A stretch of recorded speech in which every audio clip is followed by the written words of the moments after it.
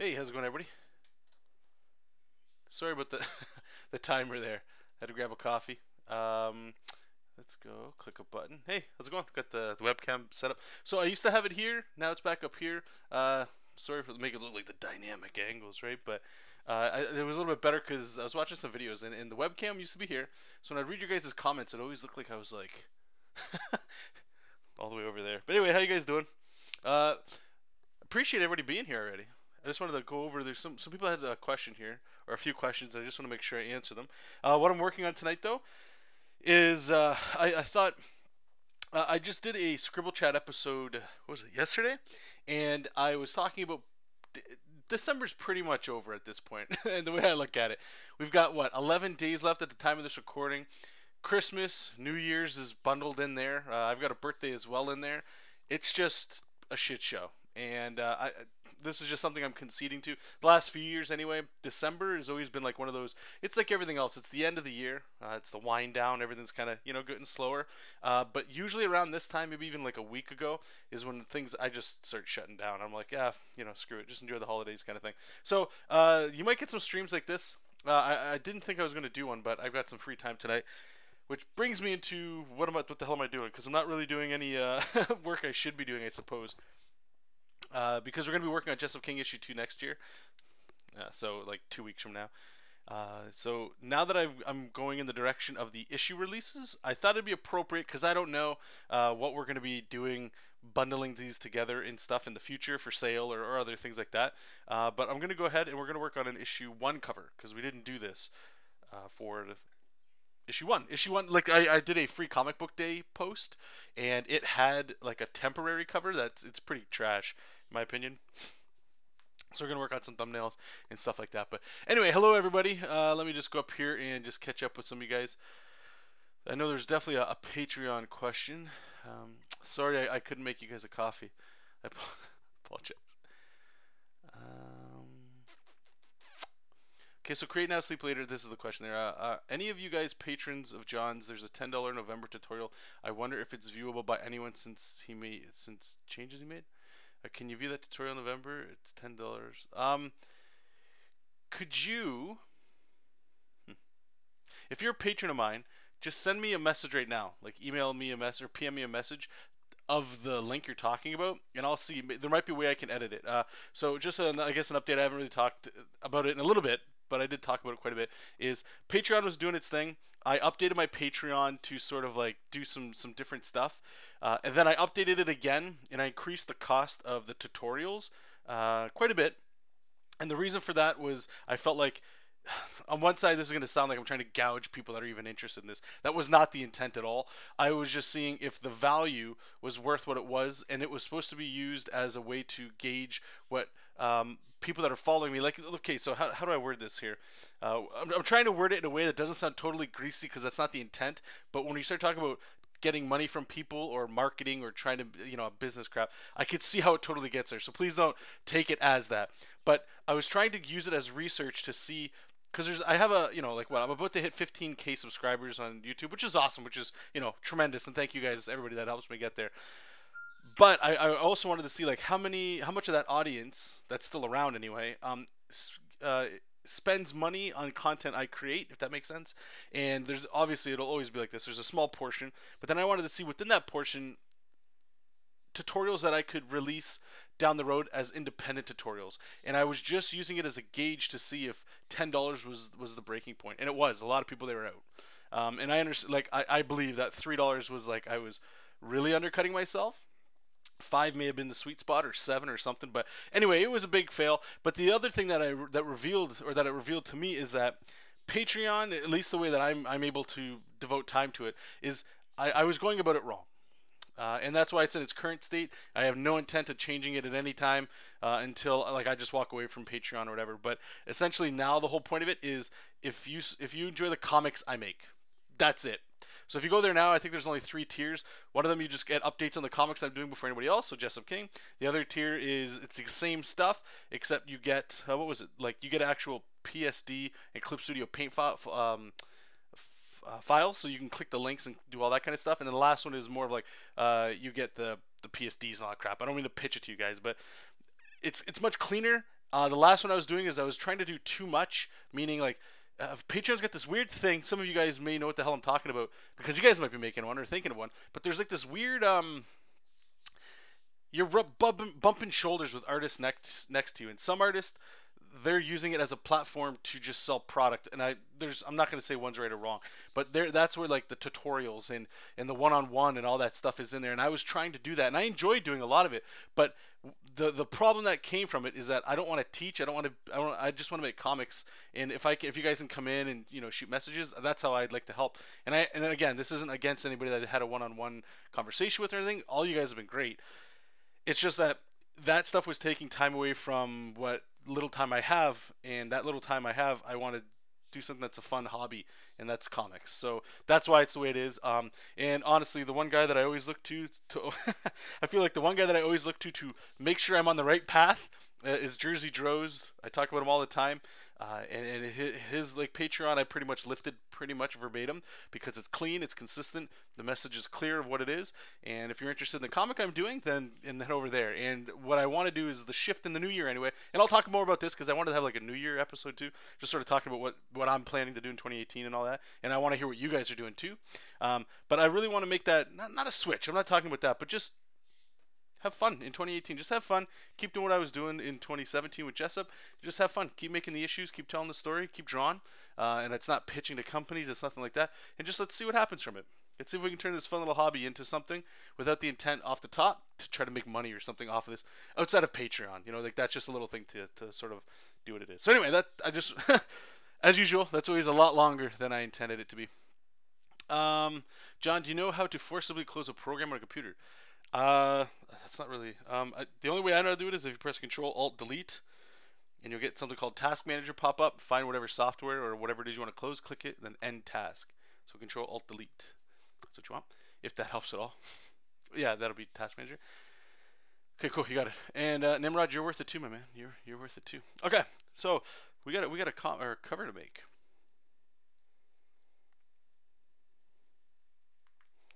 This is fun. This is a little like pin-up kind of stuff. For those, I guess, what the hell? Let's show. Yeah. So here's issue 2. This is the cover for issue 2. Turned out awesome. That makes it sound like I'm showboating. I enjoyed the way it turned out. It turned out enjoyably. So this is sort of now like my benchmark of what the covers will look like. Not saying this is the best, but gets you that idea, right? But I noticed something, just super quick, is we used a different logo.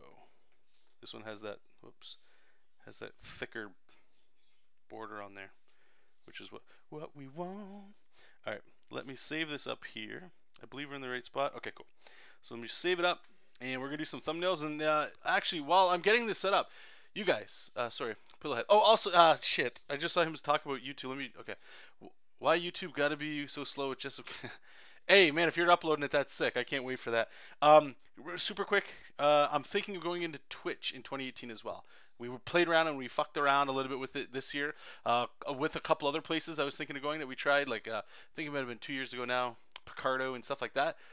I'm thinking of making the switch to Twitch, primarily because YouTube doesn't offer me anything. Ever since, and this will sound greasy, and if you get offended by this, I apologize. It is what it is, but YouTube, ever since they've done their changes, for sure, like I don't get a dime, and that's fine. I'm not necessarily on here to try to make a dime, but when I was in my prime here on YouTube, I was getting like $100 every 3 months. So it's not like I'm making gangbusters, but that potential's there. And YouTube, like at least until they change it, it's pretty much done. And you hear a lot of people saying things like that, and I don't mean that doom and gloom, but most likely we'll be looking towards Twitch to see what we can do. I'm going to be trying to plan out anyway, like kind of like a big push, like a fun push to have for Jesop King and some content coming up, and just get the heartbeat back in there a little bit. So you guys can look forward to that if you're interested. However, I will record all this stuff and then re-upload it and all that on YouTube. So if this is how we communicate, don't worry about that. Just the live streams. I'm 90% there in my head. That's where we're gonna go, and hopefully stay there as a home. And because I don't like bouncing back and forth on you guys, because it just makes it super confusing for you guys, and you guys just want to chill or talk or whatever, right? So, okay, so let me try to find balloons. See, what I'm looking for is this little like comic. I don't know what the hell that's called. It's like a stamp kind of thing, but I don't know where I saved the actual file. Maybe it's down here somewhere. Anyway, the question I wanted to throw to you guys is, go ahead, feel free to throw in some ideas in the chat of like what we can do for a thumbnail for the cover for issue 1. Especially those of you that have read it. If you haven't read it, that's cool too. If you can just think of like maybe necessarily something that's not fighting, it could be. But a coworker of mine, well, I should just say a friend of mine. He's working on, I forget, I think it's League of Legends or something. And he said something and it got me thinking. I was like, oh man, that might be a cool idea. And I'm gonna probably have to talk to him tomorrow and be like, hey, I'm swiping your idea. But it's like a collage of characters, but you know like how like Capcom will do it and stuff like that, like Street Fighter will say, where it's like a collage of characters, but they're not all just standing there, but like you might have somebody's giant head, and then somebody doing like a full body punch, and then like it's a bunch of different characters doing different stuff, but in a nice shape. I was thinking something like that. It almost feels a little bit like a Star Wars movie poster or something like that too, you know? So anyway, throw some ideas in there, that'd be great. And we'll see how they come together. All right. Logo, do we put it in here? For some reason it's under logo. Cool. So date issue, that's what we want. So we're gonna open it up. There we go, nice juicy high res. Or delete that, put 1. So when did issue 1 drop? Give me a second, everybody. Let's go to jesopking.com. We'll bring it over here so you guys can have a little looky boo. Also, real quick, the gentleman I talked about, Jersey Droz, again, I got the idea for how I was doing my webcomic with him. Go check out boulderandfleet.com. He got back to me. Tremendous guy. This guy's amazing. He really does a lot for comics. He helped me with the problem that's not really comics. He has this one section, and that's what I wanted to do. You see how I have this little button here that says, like, read about the cast here. This link takes you to this part of my Tumblr page. But you can actually make pages. I know you guys don't care. This is more like the nuts and bolts for people that make webcomics or whatever. There's a little button that I didn't even notice. This is add page, so I can take this and add it as a page, and then that way I can add like a links page, so I can like link people to Jersey stuff and other web comics that I'm reading and that kind of thing. So I just got to get the time or make the time to do that. All right, so page 1. Does this have like February 22nd? Wow, almost a year ago this launched, eh? That's crazy to think about. So yeah, I get February 2017. All right, well, that's insane. Time flies.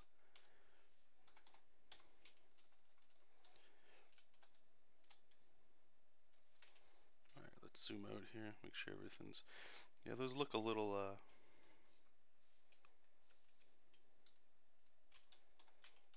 Center that a little bit.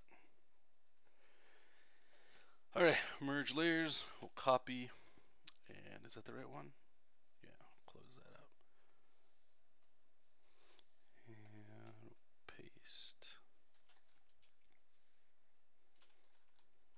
This is something I'll have to fix because you don't want to be doing what I'm doing right now. Because it's just not, the sizes all start getting out of whack. Cool. Alright, so delete that. Sweet. Issue 1, February 27th. Alright, save it up. Let's do some thumbnails here. I'm doing well, Justin. How are you doing, buddy?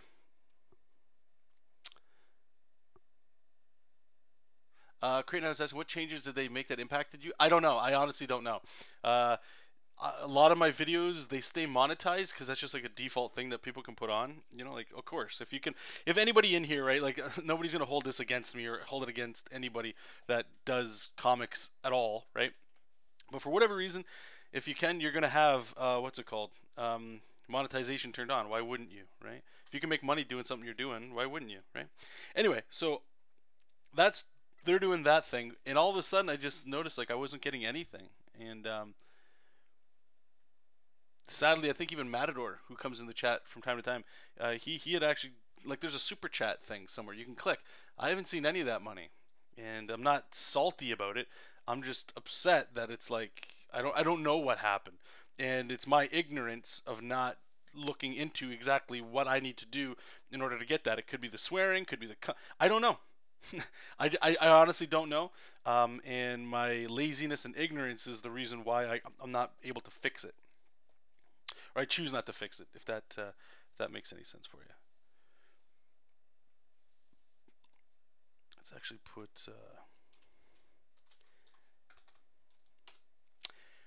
Saying all that, Twitch, however, is Twitch.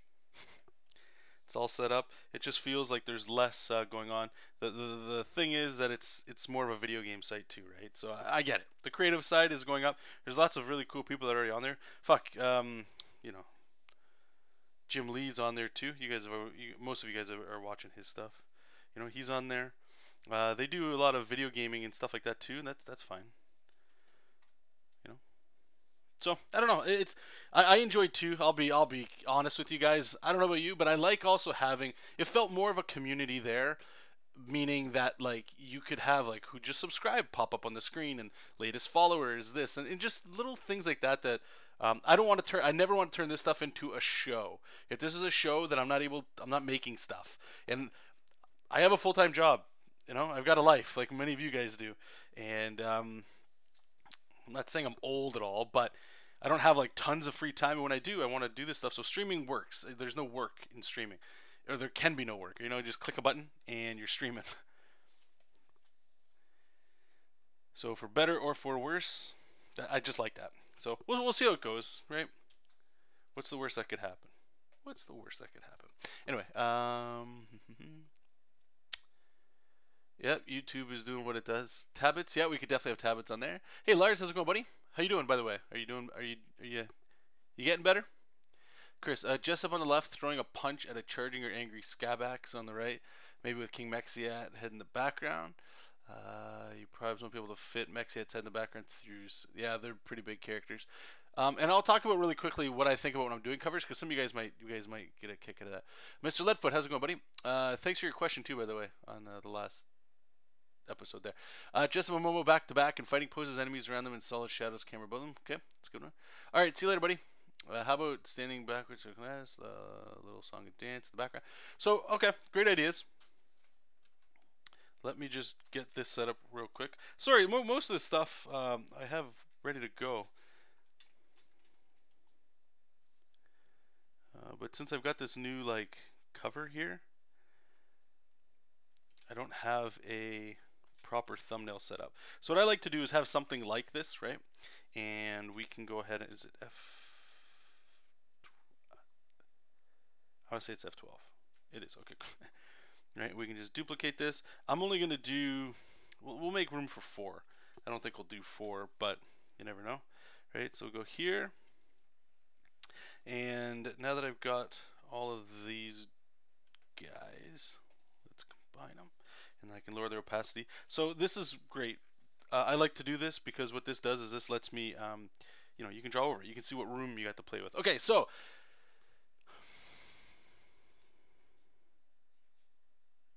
I'm glad to hear things are, it sounds anyway that things are moving forward for you. That's good. I hope they keep going up, man. You'll find it again. The spark will show up again. Sometimes it just leaves us a little bit so it can come back a little bit stronger. I know that sounds super cliche and like lame, but it comes from an honest place here. Okay, so talking with covers. So something I like to do with covers, or something, I forget where I heard this from, so take it for what it's worth, is you could like hinting at one or two things. One, you could show something like an event that happens in the story. That's a great way to do a cover. Second one is something that doesn't happen in the story. That one always kind of pissed me off, but it definitely gets people to read it. An example would be, let's say it's X-Men, right? X-Men versus Magneto, and on the cover Magneto's standing over a bunch of like he beat the X-Men and he's standing on them and using their body as a throne or something, right? But in the comic, you read it and they only just like talk smack to each other. They actually don't fight. That kind of stuff, right? It's a visually striking one. There's that, and then there's the ones that just make no sense at all, right? Like just stuff. They're just doing something. Like it could just be Jesop smelling a flower. It doesn't make sense, but those are usually the way I kind of go back and forth with them. So Let's do the safe one. The first one is something that happens that's super important in the comic. That I don't want it. I do not want it to look like the second one where he's surrounded by guys, right? Because to me, I could easily just have him and just surrounded by a bunch of goblins. You know, like they're all going to attack him. So something else that happens in there that's kind of important. It doesn't have to be necessarily action-wise, right? Like it could be Jesop.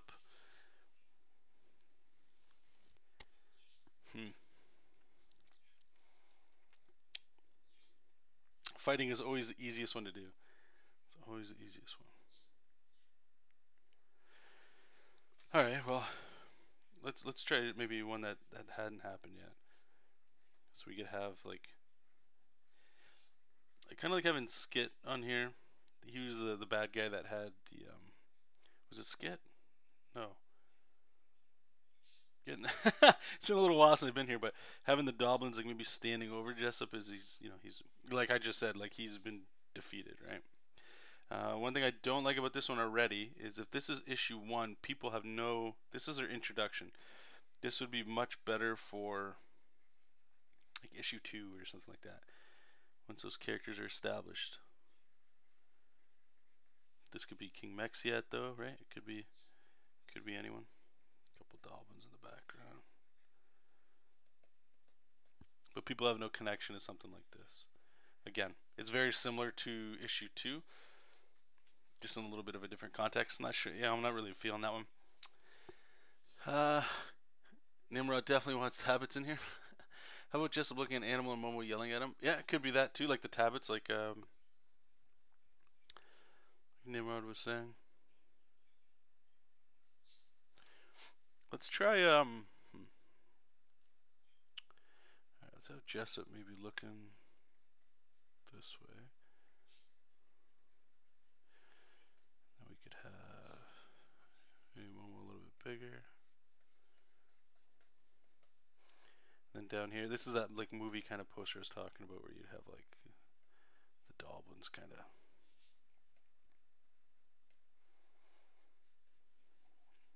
You know, like Jesop's kind of like. So what I'm trying to do is have him like Jesop and Momo. They're actually not connected at all here, right? Like nothing is connected in this scene. So Jesop would be looking this way to get the eyes going that way. Maybe Momo's looking this way. These guys could be looking at us. You can put a bunch of bad guys here.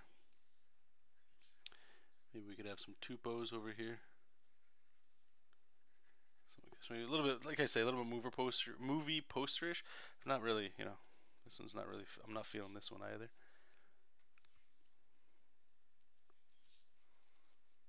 Yeah, no problem, man. So what else we got here?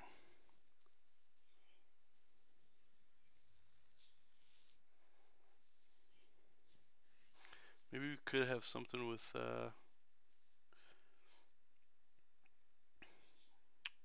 Jesop and Momo. Actually, you know what might be kind of. I always, what's funny? This gap right here in the text. It's like the perfect spot for like a focal point, like a head. That's why issue 2 is like that. Maybe we can have Jesop. I don't know, something like that. But he's being hugged by a bunch of people. Like you could have Momo over here hugging him or something. And get the 2 other characters that he rescues or something.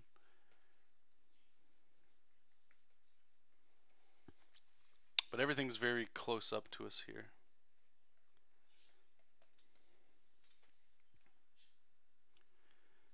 I could try.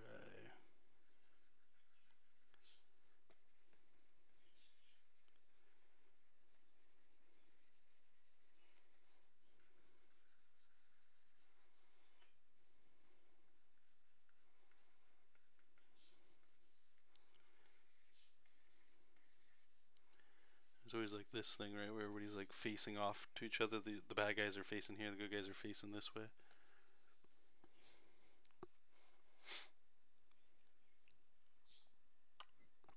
Hey PJ, how's it going, buddy? Alright, so we still haven't found it. Possibly 2. 2's kinda getting there. Maybe. So let's grab these and we'll duplicate that.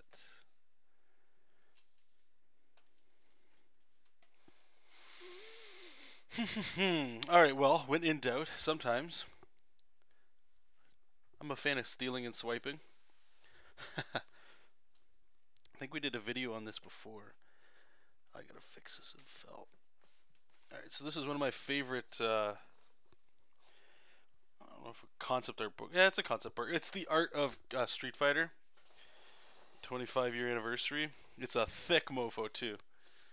Let me just get this here. You see this? See how thick that is? And what I like doing is going through here, and sometimes you can just get ideas. And again, like I say, swiping for sure. Don't. No. How's the quote go? How's the quote go? Good artists steal, bad artists copy. Right. So that's what we're gonna do. I'm just gonna flip through here. If anything pops up that's kind of like, that might be an interesting kind of cover. We can do something like that. Maybe show some conflict. That's what I'm wondering. Like, conflict to me is the easiest one to do.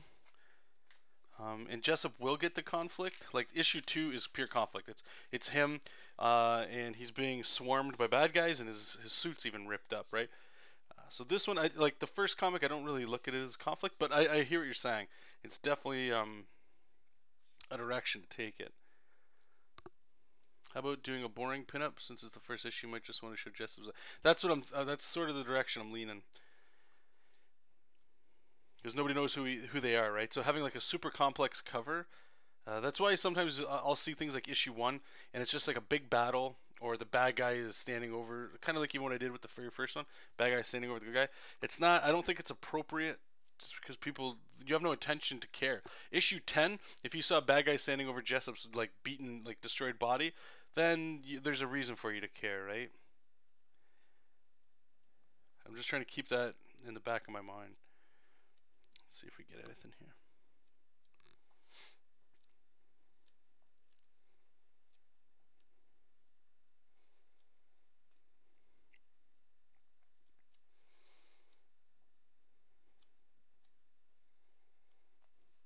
It's funny, I'm trying to find a non-fighting cover idea, and I'm looking through Street Fighter. They gotta have something in here, right?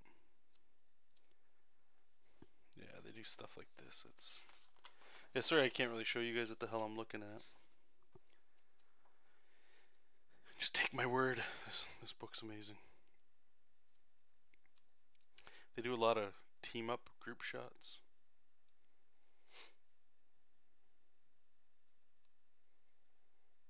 That's kind of a... Here, let me just get this idea down real quick. Like maybe I have Momo here, and somebody, I think maybe in the chat, somebody already said something similar to this. Maybe we could have like... And I'll play with the angles too. What I'm trying to do is sort of get the idea down quickly. Not necessarily like what it's going to look like, but... Yeah, somebody did say something like this, like Jess is playing with like a little animal or something, right? Because that's totally what he would be doing. It could be a Tabit, we'll say it too, right? And then Momo could be just like kind of arms to her side, like pissed off, you know, because that's what she does.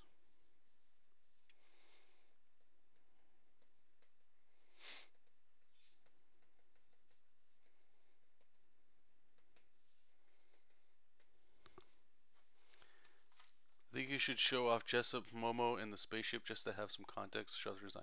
Yeah, no, I definitely think you're in the right direction with that.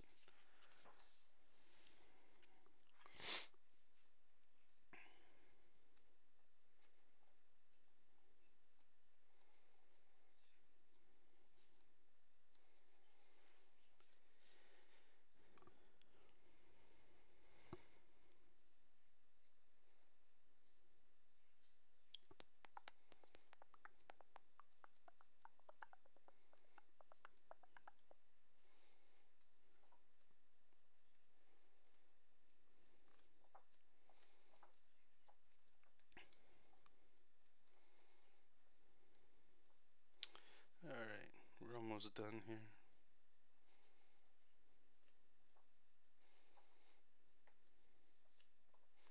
I think, yeah, you know what, I think this is the right way to go.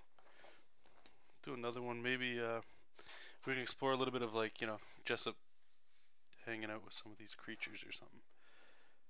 Actually, you know what? This just hit me. Hold on. Hold that.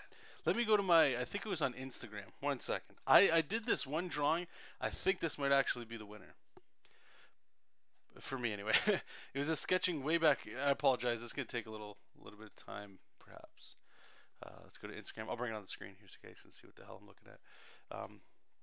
It was like one of the very first things I posted of Jesop just sitting on like a floating rock with his hand out with a butterfly on it, but it sums up him perfectly. So maybe playing on that, or just copying it literally and then just like updating it and putting Momo in there somewhere.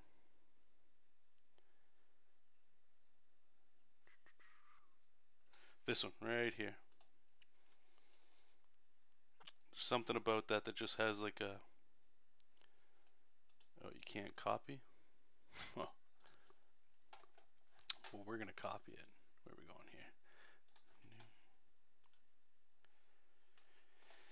And it's funny, these little butterflies, apparently I don't know how to draw butterflies other than the one that we did, because those are like the same ones as the ones in the comic. That's too funny.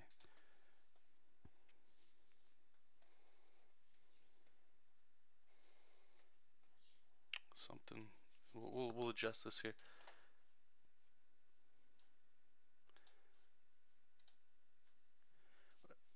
Look, the guy who never did. Hey Fanner, how's it going? For me, the covers remind me of iconic looks of characters, be it in groups of 2 or 3 together. How's it going too, by the way, Troy? I don't know. There's just something about this that I really. It's like I don't know. It's just a nice moment.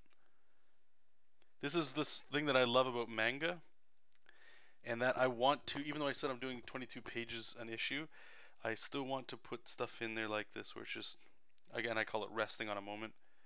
You know, it's not him being a war machine. It's not him doing any of that kind of stuff. It's just him being him, I suppose.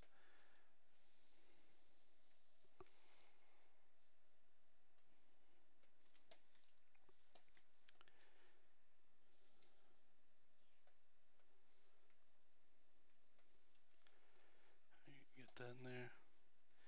We could fix up his anatomy and stuff like that, but over here maybe you could have, maybe bring a little hand up here or something. Almost like he's reclining back here. This almost looks like it could be a, I was thinking I could just put like him on like this rock where it looks like a throne, but that the throne makes him, to me, makes him feel, I don't want Jesop, and it's sort of a play on the name, and he's got the power to be it, a king, right? Like very ruly.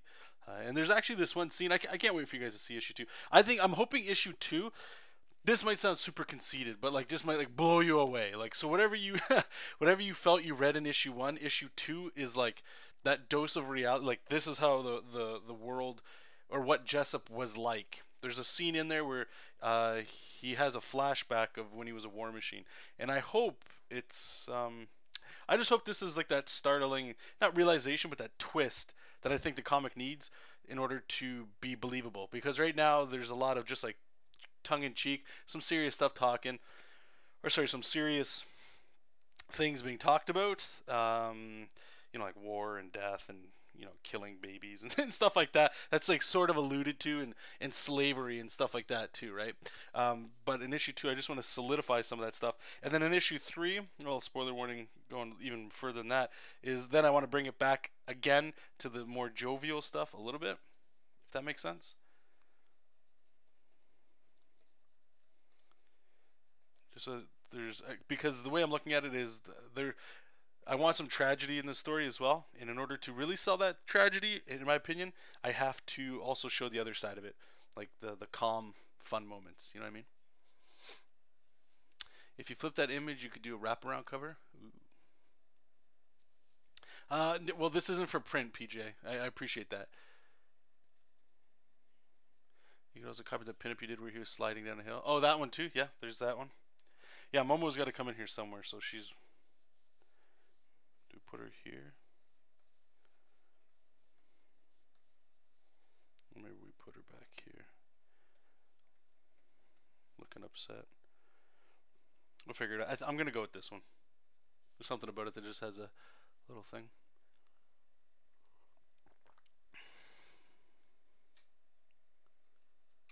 The throne also give him that happy Thanos feel. Yeah, and that I don't want that. I love me some Thanos, don't get me wrong, but that's definitely the wrong direction.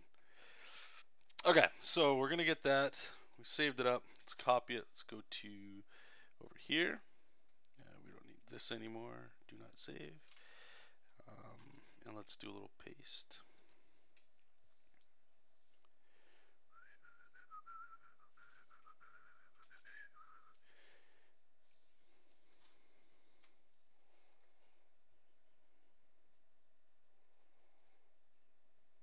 Yeah, I like it that way.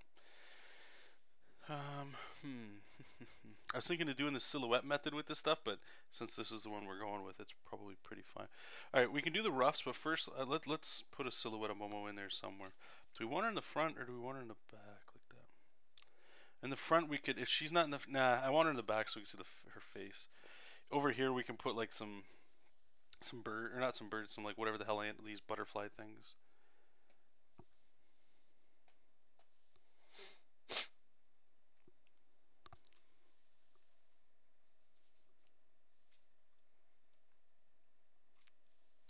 I wonder how similar our flashbacks would be, John, because in the animation I made a flashback scene to set up the villain. Oh, and yeah, like I said, I'm not sure where you're gonna be coming from. It's interesting, right? Because it's like fan fiction, right? Which is still pretty surreal that you're doing that. So thanks again.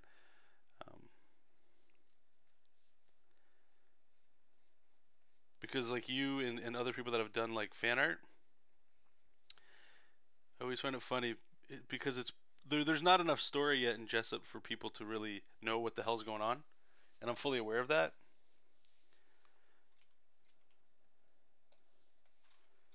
But because of that, there's also the other side of it that it's like you guys are doing a lot of guesswork and stuff, and it's not wrong or bad or anything. But I always find it interesting to be like, oh, interesting. That's what they're thinking, or that's the direction they're thinking this is going and stuff. You know, it's pretty cool.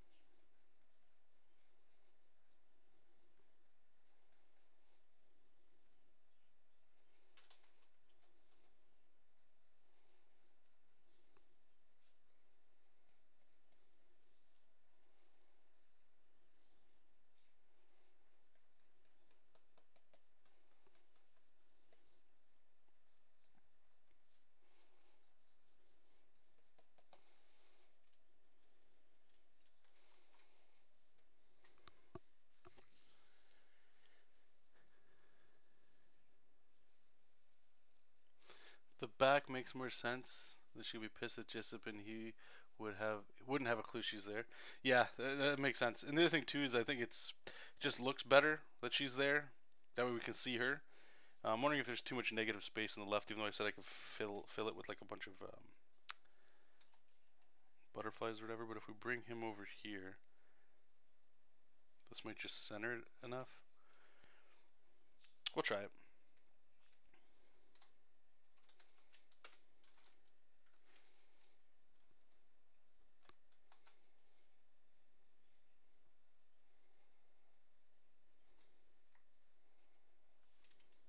Alright, now we're gonna do roughs, or breakdowns.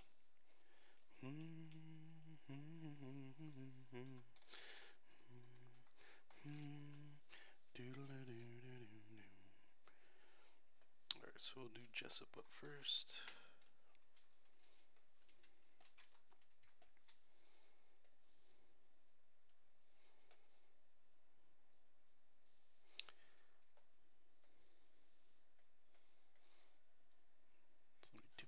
Put over here.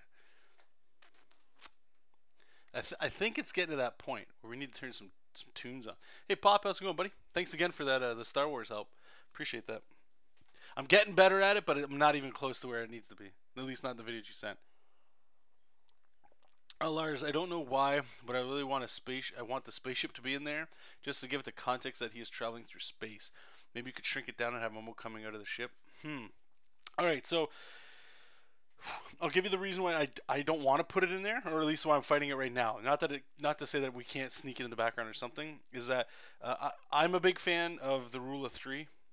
There's three things that your attention's there. I don't want to make a cover that it's like a Where's Waldo. Not saying that that's where it's gonna get, but the three things, right? We got Jesop, Momo, and butterflies.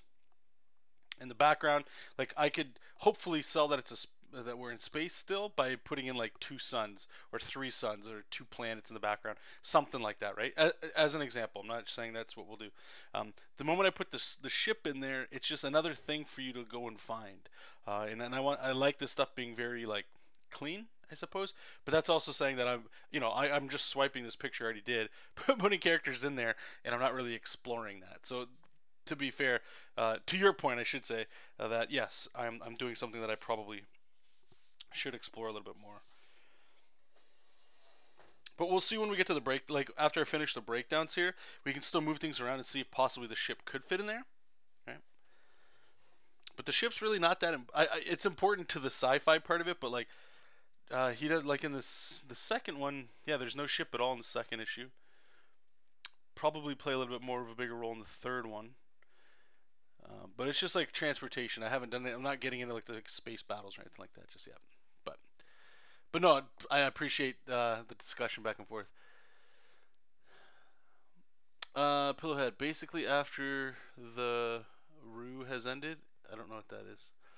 And the dismantle of the war machines, Jesop escapes, and other war machines escape, not knowing where Jesop escapes. Then in present day, the other war machine is a bounty hunter, and Momo has a bounty on her. Cannot swim. Knowing Jesop is war. Oh, interesting. That's the stuff I'm talking about. That fan fiction stuff that you, nobody really talks. I dig it. I just dig it. It's cool. I'll tell you. Well, no, never mind. I'm not going to say. I was going to say if parts of that was right, but I enjoy just the. Hey, let's just have fun. Let's just have fun. You guys come up with what you think it's going to be as well, and that's cool too. All right, so you guys let me know. Do you guys want music? I can put music on. We can turn it down a little low. If we want music, what do you guys want? What do you guys want to listen to? We can listen to like some mood music, like we can listen to the Jesop King music that I think always fits it, which is synthwave. I've been a fan also of listening to like wind chimes and nature sounds, that kind of stuff, just to break up the silence. And like I said, the best part, right, is since we're not making money on YouTube, we get to listen to all this stuff that you would normally be demonetized for doing. Alright, so what I'm going to do is use the drawing I kind of had, but still figure out the forms that we're going to put in here, and like the volume, right? I'm just trying to use what I already did as a guide, not as this is... Because like I can tell you already, Jesop has, like I made him much bigger than what we have in here. Like he's way bigger than this. So maybe we'll bring this in like that. I'm going to bring it down too. Actually, I really like the way those hands turned out, or those fingers, so let's copy them up.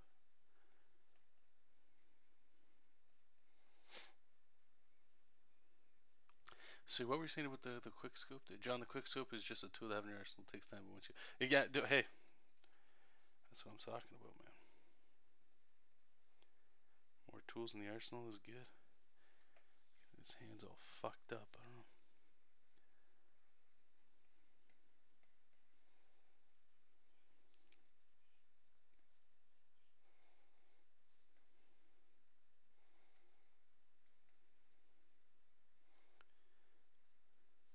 This cover actually already, like, I don't even, it'll turn out, whether it's as cool as I hope it is. What I'm actually digging about going this direction is this feels right.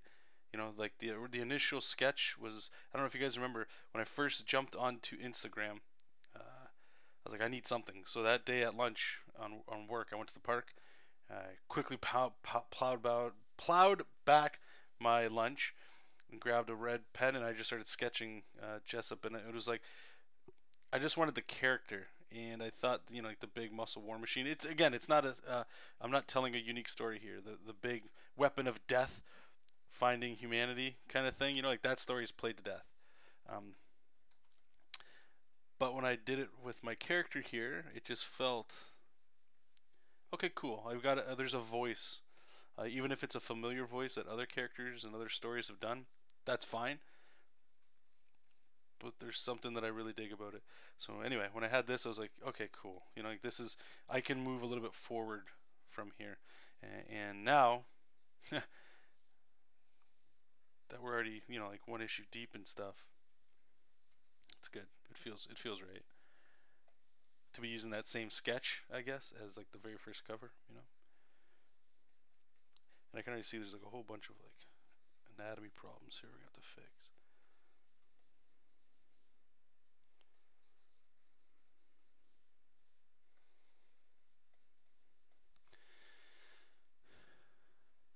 Sorry, I can't cook you anything. Nope. Lineart wants synth music. Up a little late for eating now. Nah, it's never really pound back the calories, my friends. Put some gems. Turn him into Thanos as fast as possible. But that's episode 2 and 3, and if that's a voice actor I want to put. Oh. Hey, no, you know what I mean? I dig it, dude. I dig it. All right. Well, maybe, you know, like synth music. You know, like, yeah, I don't mind it. But let's check out some. We'll put some of John's favorites in the background. There's this one. Oh my God, it's beautiful. What is this? Star Wars: The Last Jedi explained.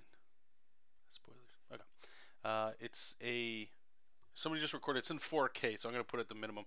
But it's like a field in America somewhere, and tall grass, and it's just like the wind's blowing in there, and there's like a small little tree in the distance, and there's like I don't even know what the swallows, I guess, those birds. I've never seen a swallow,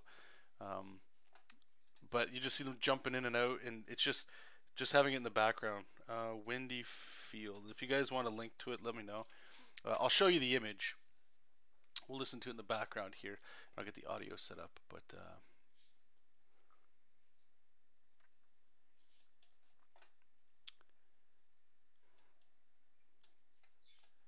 I'll just show you guys here. Like, look at this. Now I'm going to make it look 480. Okay, that's good. But check this out, man. Sometimes what I'll do, and I do this at work, and I do it here sometimes too, is I'll take something like this, and I'll put it on my second monitor, and you'll hear the audio, but it's nice, you know, just not like when music gets too, you know, going in your head, just bang, bang, bang, bang, bang all the time. Look at that. That's, you know, when I was younger, I would say screw all this. I want to get some entertaining stuff to look at. I guess the older I get, and by the way, I'm only 35, right? The older I get, no, how old am I? What the fuck? It's 2017. I'll be 35. I'm 34. Jesus Christ. I know my own age. That's how you know how old I am, right? But anyway, the older I get, is like that kind of stuff is super relaxing. Okay, let me get it in my 1 second here, guys. Playback devices.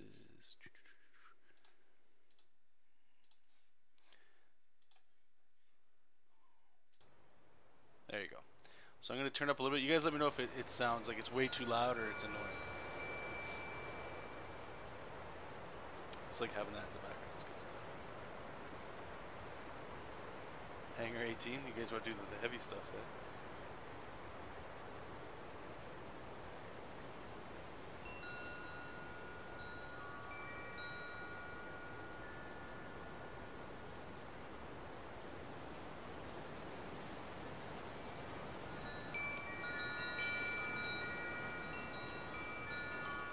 Thursday, went through most of the year thinking I was 30.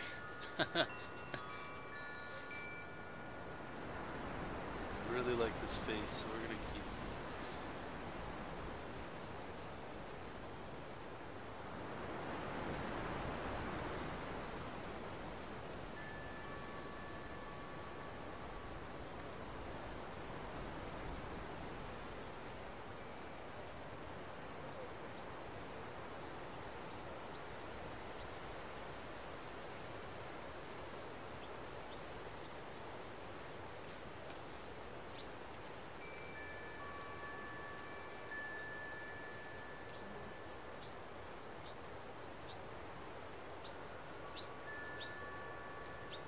This music too, or it's not even music, this, what would you guys call this?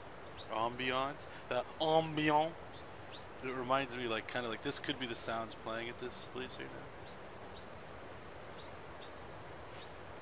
Well, we can hear somebody walking around, it's freaking weird.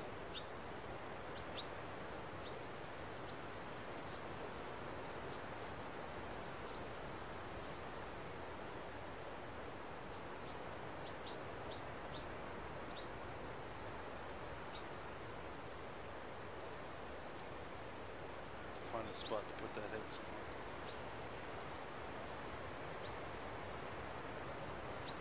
Too loud? Okay. How's that? It's funny, when I was playing like actual music, you guys were like, it's not loud enough.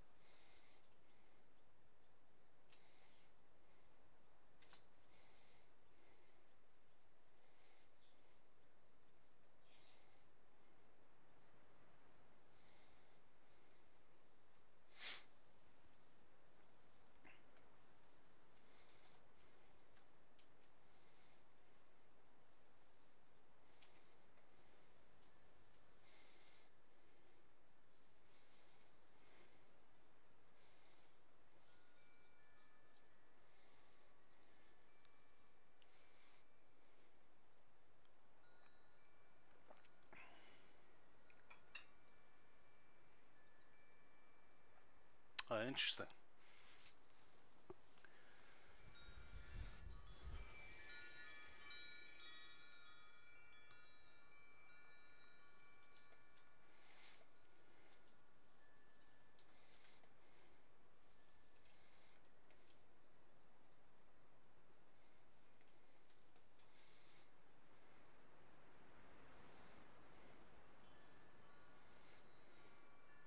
That wind right now, it sounds so relaxing.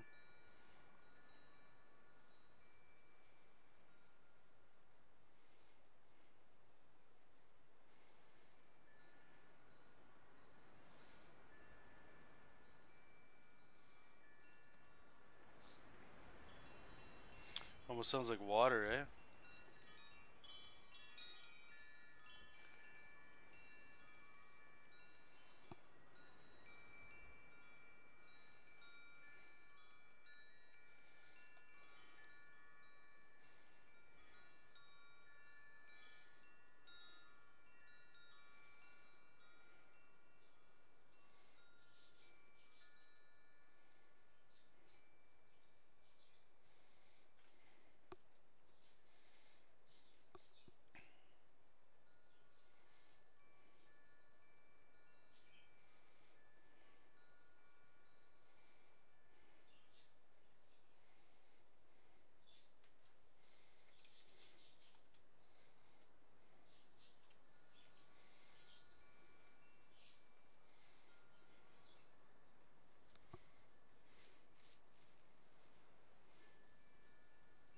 Hey, I'm glad you enjoyed it, man. Are things clicking at all, or is it still like, I always find when people really start delving into anatomy, and it doesn't matter the book, um, it can be pretty challenging, and then something happens where you just sort of like understand a language, or like the communication that they're trying to say, and then things really start flowing. I don't know if you've had that yet, or maybe you've already had it. Feel like since his knee's right at it, it's gotta be bigger.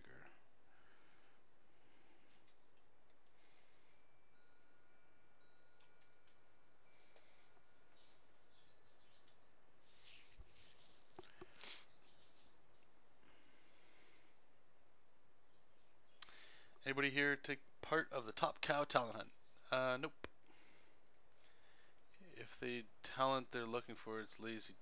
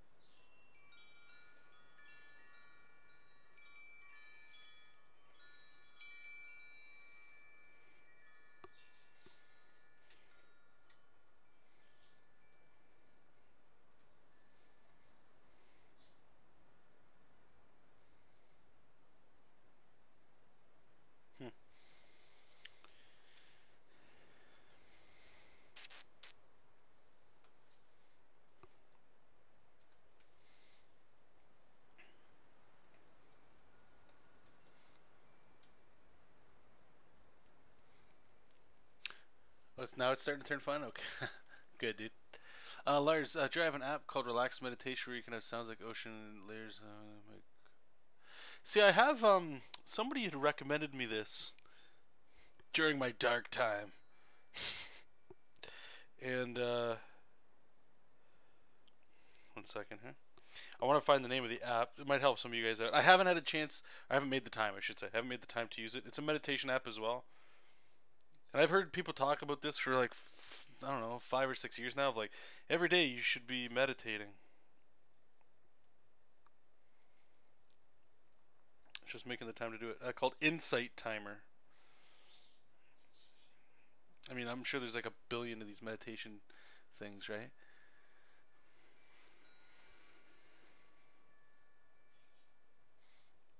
Yeah, good luck, PJ.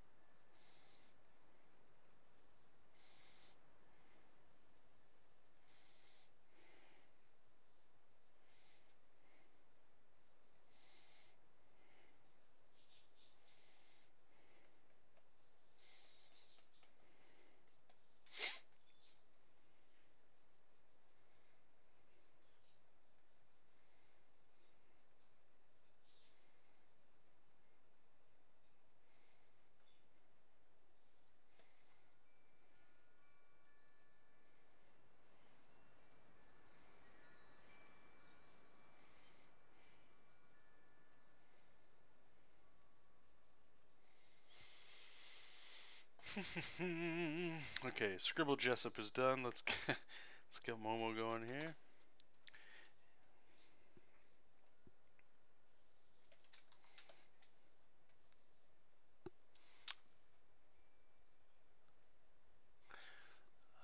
Have fun, Pop. PJ, I'm not holding out hope or anything. I don't think my work is good enough yet, and there's something to do. Okay, cool. Hey, if you feel brave enough, go ahead, share everybody. If you've got it posted anywhere, share everybody your work. By the way, John sent you an email with a link to my finished video. Yeah, Dennis. Okay, I apologize. There's you and like I think 3 other people that have sent me stuff. I'll do my best to check it out this Saturday. I'm hoping. Um, that might be a lie. It might be after Christmas, but if I can by Saturday, I appreciate that too. By the way, and good job. Congratulations on that.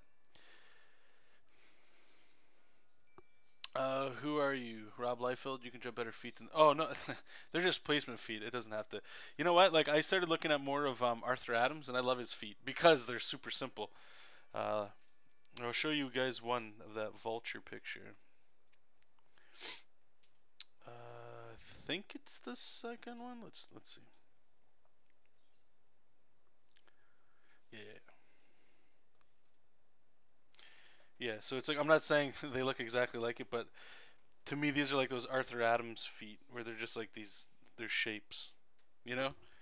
And then I can go in there and add a little rendering to like break them up, but it's my way of like, I saw the way he did it, and he does it obviously in a very nice artsy way too. Um, but when I saw it, I was like, oh, it's a really interesting way of drawing feet. It's simple, it's effective, it's kind of cartoony as well, which I really like. I hate that. I don't hate looking at it. I just hate drawing realism. Just it's super not fun for me anyway.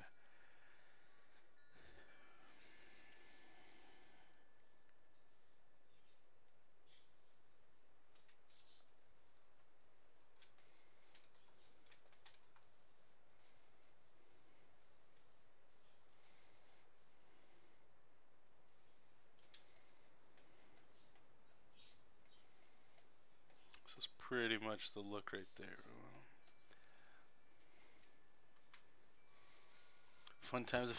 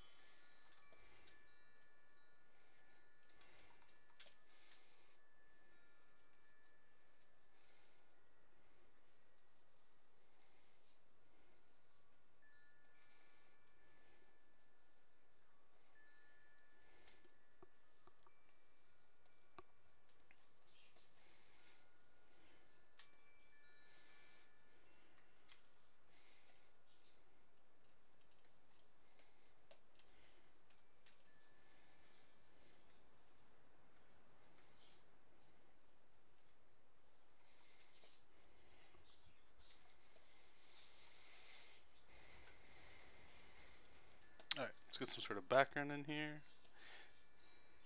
We're just cruising along.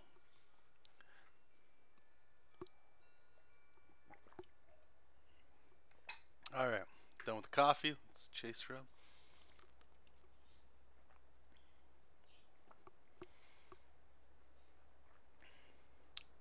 Okay, cool. PJ. Okay, so I'll throw it out to you. And you let me know. This isn't a judgment. You don't need the critiques or anything like that. But if you want, I can take your 5 pages that you posted. I'll search for them on DeviantArt, and then we can share them with everybody in the chat. You let me know what if you're interested in that, or if this is just a private thing. And I won't do any critiques unless you're interested in that. Not that you would care, but if that is something you're interested in, you let me know about that too. Okay. So I think, do we got the life forms in here too? I think I did. Maybe we didn't. Oh, we got the tablets. Alright, well for Darren, we'll put the tablets in. Let's just find a spot for them.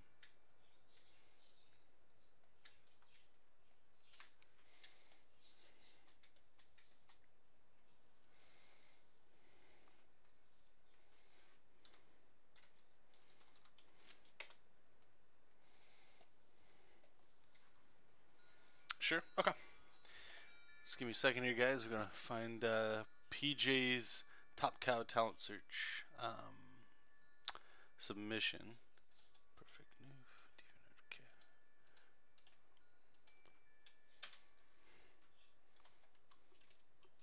Why does perfect new? What was it that came up there? Lingerie show up. What the hell is that? Alright, what did you say there? It's the last 5 images you posted. Okay, let's see. What was big? Literally a big black ass that you got on here too. That's hilarious. 1, 2, 3, 4, 5. Okay. So let me open this in the order. 2, 3, 4, 5. So just so I know the context. Are you looking to get work from this? Do you want them to hire you after this, or is this just something you're still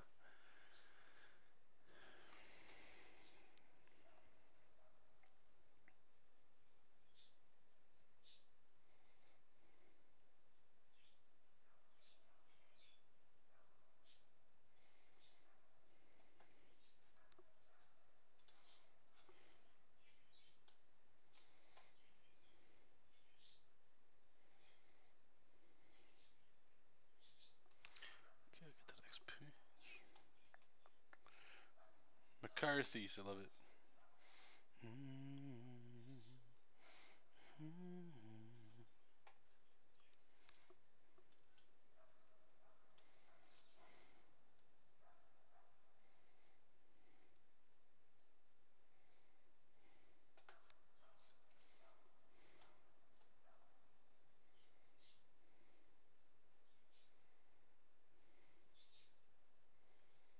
So was this done for a different project and you just picked your best 5 pages? Is that kind of what you're doing there? Top prize is one-time work for hire project. Cool. Well, I wish you all the luck, man. If anything, if you get any kind of feedback that helps you grow too, I hope that helps you out too, man. Good luck.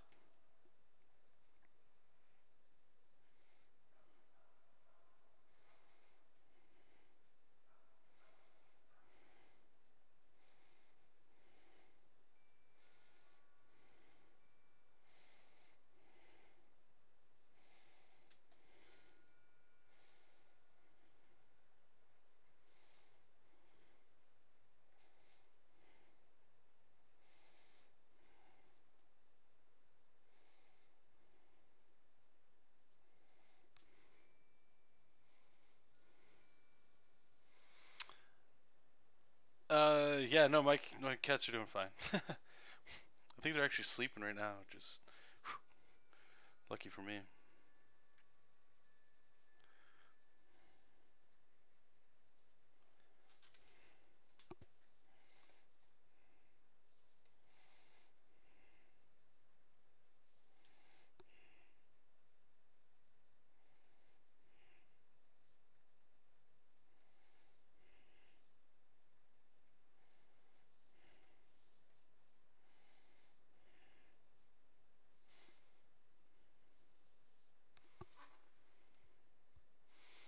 Yeah, no, good job, man. 5 days, 5 pages in 8 days. That's good for a lot of people.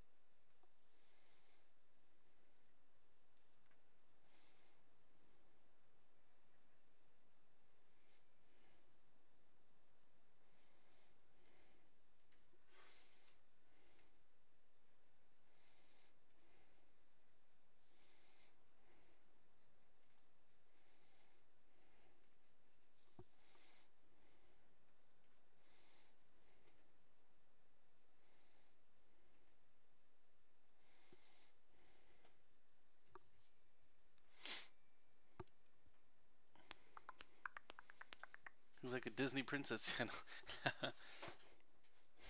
A terrible, terrible Disney princess.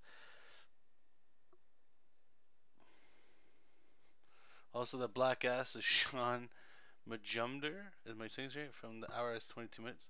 Okay, that's a Canadian show, I believe, right? Am I mistaken, or am I right on that one? But I have no idea who that is.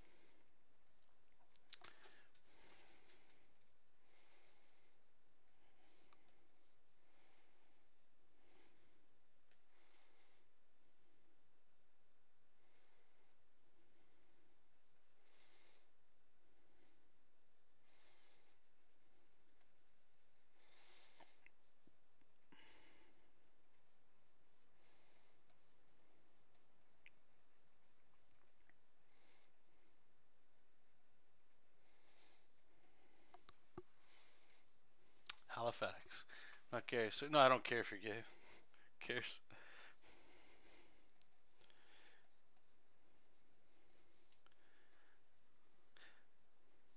Just I remember seeing this hour has 22 minutes like advertisements like on Toronto, like I, don't know, I was gonna say on Toronto TV, but it's not Toronto TV. You know what I'm saying?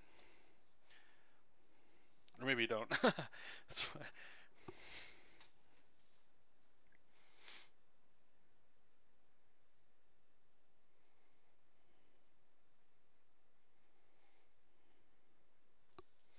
Let's see how this looks.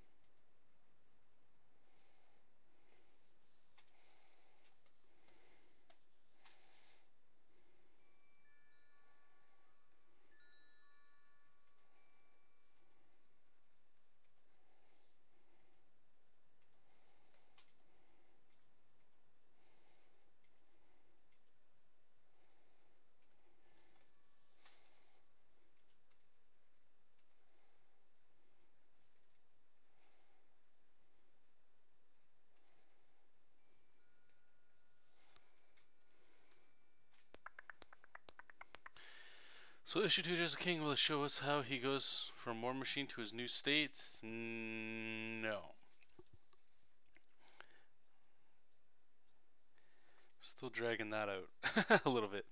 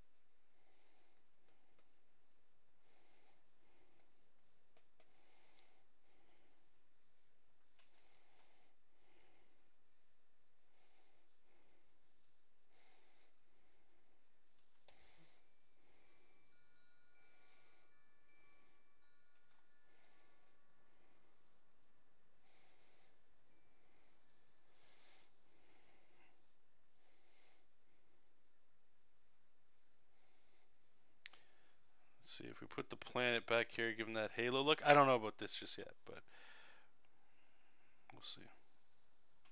Maybe. So that whole spiritual kind of look and stuff. But anyway, yeah, so that would be the breakdowns. Turn that off. Look at that. We're getting there. Slowly but surely. State of mind. Why? No, we won't show that. There's a conflict. Okay. How do I don't want to spoil too much for those that actually give a shit, you know, and I know that what you're saying is coming from a genuine place. You're not just trying to, like, you know, be a dick, and you're not coming across that way. You're just interested. But so this issue has to do with, the first issue is very much about Momo and her being like a spoiled little brat and thinking of herself first over her friends, and Jesop's there to... Jesop in a lot of ways in the first issue is like the B story, the way I try to write it, where and I hope it comes across that way. His name is on the book, but he's the one that initially, I guess, essentially saves the day, but it's not his story in the first issue. The second one is 100% more like, it starts with him. Everything is about him, and then you even go into some of his history. So I like that ebb and flow of going into one person's, the other person's, and then like a together story, which I think is issue 3 should be. It'll be like them together, like their dynamic together, as opposed to this is Momo's thing and Jesop's helping and this is the way he helps, if that makes sense. So kind of going that direction, if that makes any sense to you.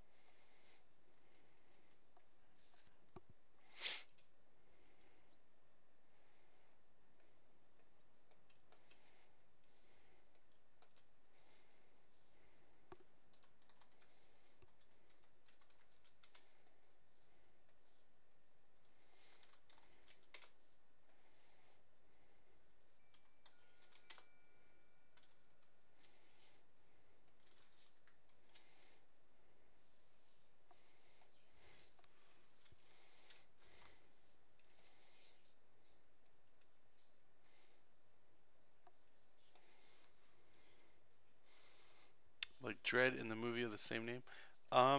Maybe. It's been a while since I've seen that.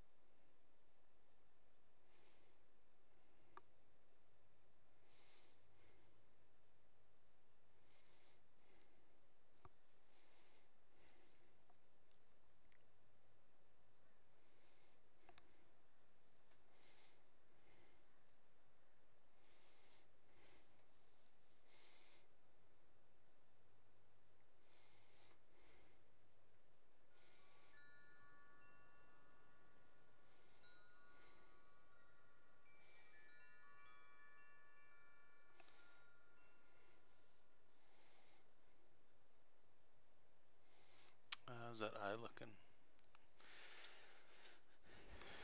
Eye's a little messed up. Maybe we can bring it down a little bit. A little better. Can you speak a bit about your file system? I get why you save all the different stages of your drawings, but isn't it a bit overkill to do multiple files the same drawing? It's 100% overkill. It's not. I don't say not required. It's just a habit I picked up from the DC Comics Guide book, and I've actually had it save me once. So why Freddie talks about it is once you can only get burned from a corrupted file so many times before you just want to start doing something about it. And even when you start doing something about it, like, it still doesn't prevent you from it happening again, right? So for me, and what he talked about it, and it never happened before, but this was back when I was doing the standard comic there. My inking PSD got corrupted, and I had to redo all the inks to that page. But I was able to open up the Lineart file version that I saved so that I could ink over top of that. If all of it had been on the same file, I would have had to start from the beginning. And it happened to me once, and it's only ever happened to me once, but that's why I do it. Because it will happen again at some point, and I don't want to have to redo all this stuff. If it's never happened to you, you know, count your blessings. And I would say too, it's more so, I think it's probably more important to do that when you're working on client stuff, because I find, like, with personal stuff, you know, you can be a little bit more flexible with your deadlines, right? Client work, man, redoing that is just no fun. So that's why I do that, and it's just sort of like it's a relic of that book, and I still do it. So at the end of every day, like, even when I'm done this stream, what I do is, obviously I've been saving it, like, I'll save now. I'll resave all this stuff on my external hard drive, and then I'll resave all this stuff onto Google Drive. I actually just bought a subscription to that 2 months ago. We use it at work, and I don't really like paying for stuff, especially if I'm not making money, we'll say, off of something I'm doing. So it's more of like a hobby, right? But again, if anything were to happen, or and the other side too, especially with like Google Drive in my case, some of you guys, you might use like Dropbox or something, all the same. But just having that flexibility of, if someday, maybe one day, I'm out and about, I've got like my iPad Pro or even my phone, and I have a piece of paper, I could go onto Google Drive, check out what I'm supposed to draw, and maybe work out something that way, right? That's why. That's all.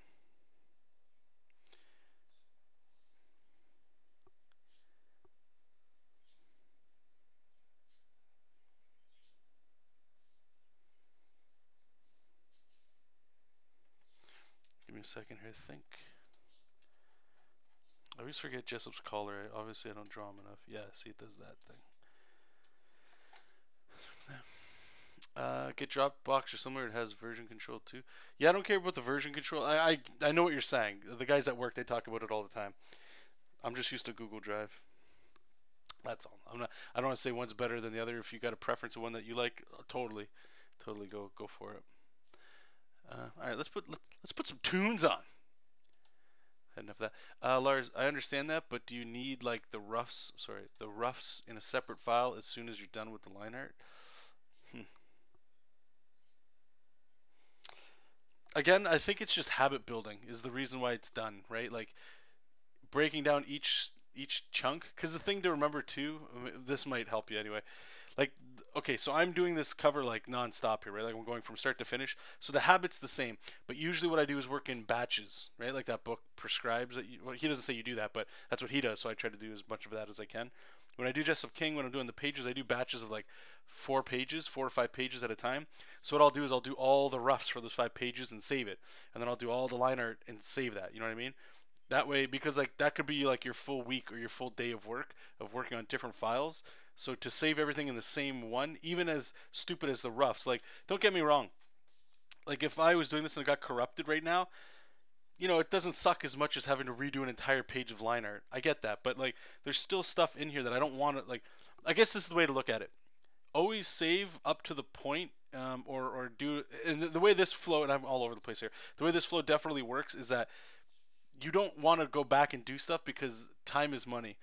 So finishing your roughs, save it, move on to your line art. If something were to happen to the line art thing, you can always go back to your roughs. If something happens to your roughs, you've already moved on and you've got that file. So it's always keeping it like an ebb and flow. Honestly, it's like you had I don't know, you had a house fire one time, or just your kitchen was fire and you put it out. Now you've got like 30 fire extinguishers everywhere because you just don't want it to happen again. That's really what this is like. It's not mandatory. It's not like it's not going to make your workflow efficient or speed it up, anything like that. But it's there for the case, that rare shot that if something bad were to happen, you're prepared. That's it. And if you're working on your own stuff, that's why I'm saying probably don't need to. But for me, production heavy stuff or client work, I do. Because I hate having, even if this only took me 45 minutes, I hate the thought as if this got corrupted, I had to spend another 45 minutes redrawing something. I did. Oh, what a piss off. John, the reason I like to have it so much is my Chinese horoscope was like the, oh, that makes sense. Hey, Matador, how's it going? We were just talking about you, or I was. Would you ever consider publishing Jesop King? Say to Image, publish it, or is this? Is my audio really low? Like how I'm talking? I can turn that up a little bit. Just let me know. I've talked about it before. I don't know. Right now, I'm not worried about it. I don't care. If something were to happen, then I might consider it. And obviously, nothing will happen if I don't ever do anything, right? But for now, I'm content with this just being a hobby. Take that for what it's worth, I guess. I don't know. Lars, I own the book, but I never read from start and finish. Oh, okay. All right. There's that actually that the part I'm talking about is like a small snippet. He talks about his workflow. 1 second. Let me try to find it and I will quote it for you guys. I don't even know if I have it still. I remember reading it and trust me, this helped me with the standard because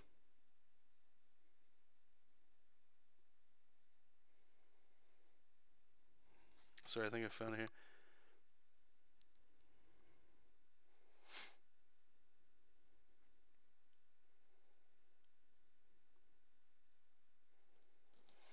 All right, this is an interesting paragraph here that he talks about in the book, but it's not the one that I was talking about. But getting familiar with Photoshop. The best way to get more familiar with Adobe Photoshop or with any computer program is just to get in there and play around. I learned many of the computer programs I use today mostly through trial and error.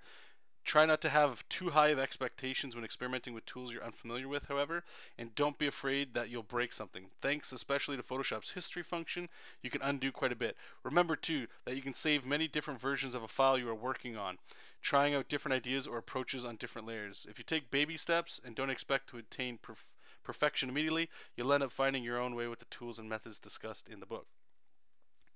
Alright, so I think it's, let me just see here. So this is the workflow. I believe it's here. Uno momento. Yeah, see, I bent the page down because I've reread this thing multiple times because I fought against it so many times. But it turned out as a very good guide. And again, if you're working on your own projects, maybe try to follow this. It might get some momentum going, and if that works, then great, and you can go from there, right? So he has just a couple paragraphs here I'll read and I'll shut up about it. Some notes on file handling and working method. For anybody that's got the book, this is page 45. Because I work in an almost assembly line way, that right there is probably I could just end it right there. That's I call it batching, and he might even use that word, and I'm not going to keep interrupting myself, but that right there is very much true. It's assembly, right? And it's not, you might think of it, that's not how artists work. Artists work like organically, and you got to be in the mood and all that. Okay, that's true, and it's also bullshit. Again, this is coming from a guy whose job it is to crank out X amount of pages a month. You know what I mean?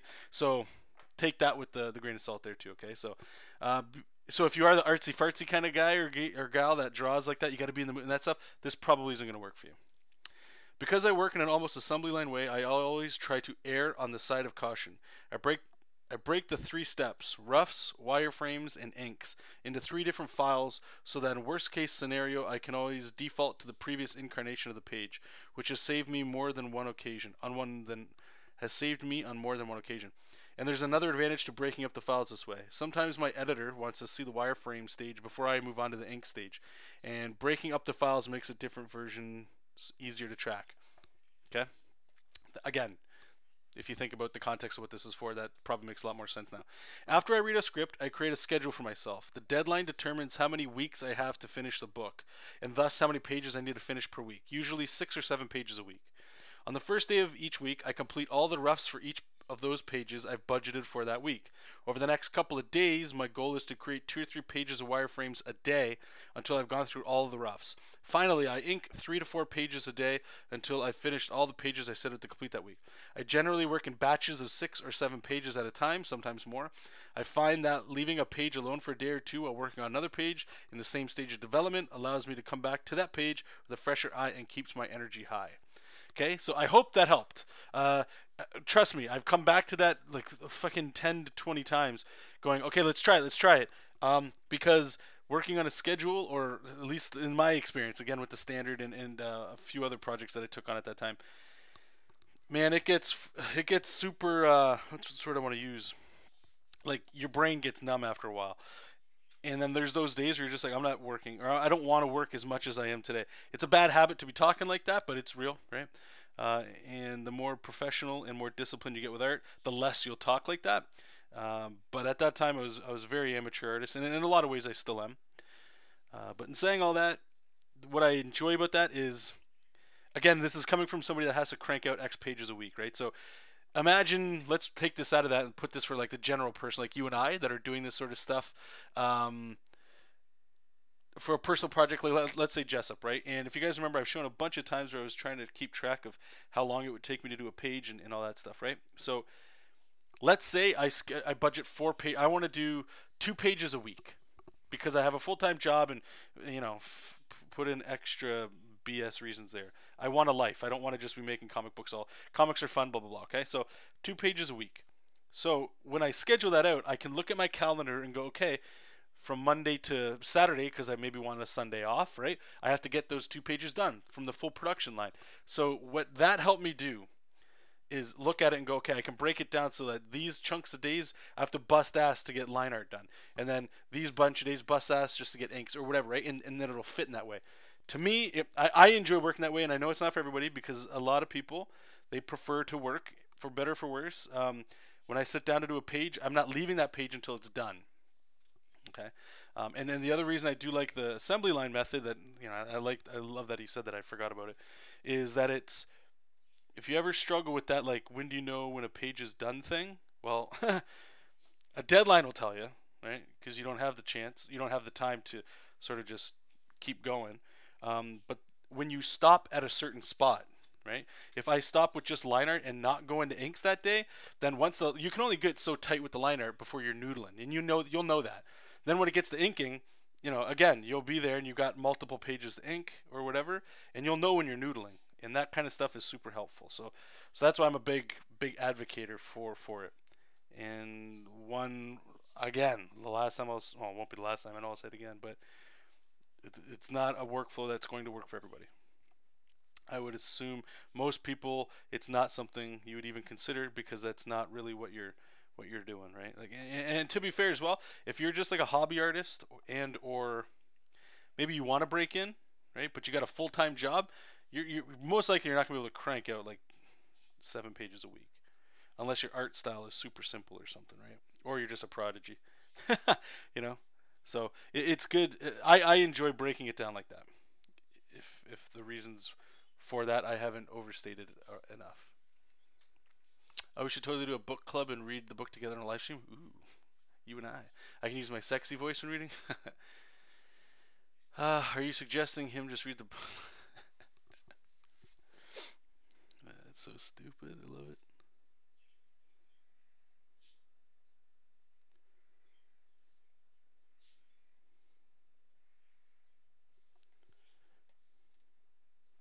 Actually, speaking of reading books, so please, if you guys have seen those new Star Wars, no spoilers for those that haven't.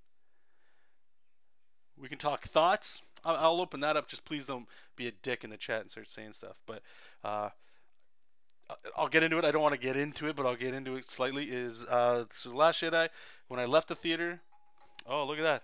Talk about interruptions at the perfect times. Okay, just give me a second. I just gotta answer the phone.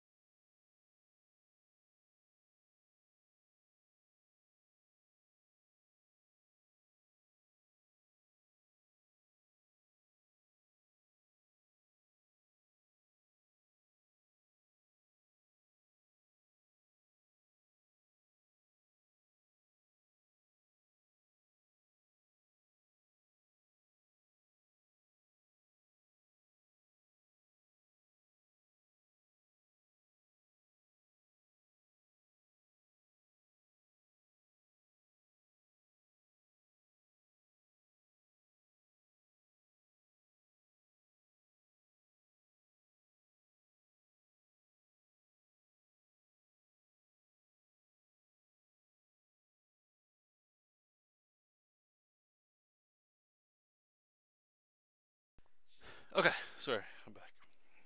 Actually, here, because I know we're gonna get into it a little bit. Yes, we'll talk Star Wars briefly, no spoilers. I'll be right back. I gotta use a wash.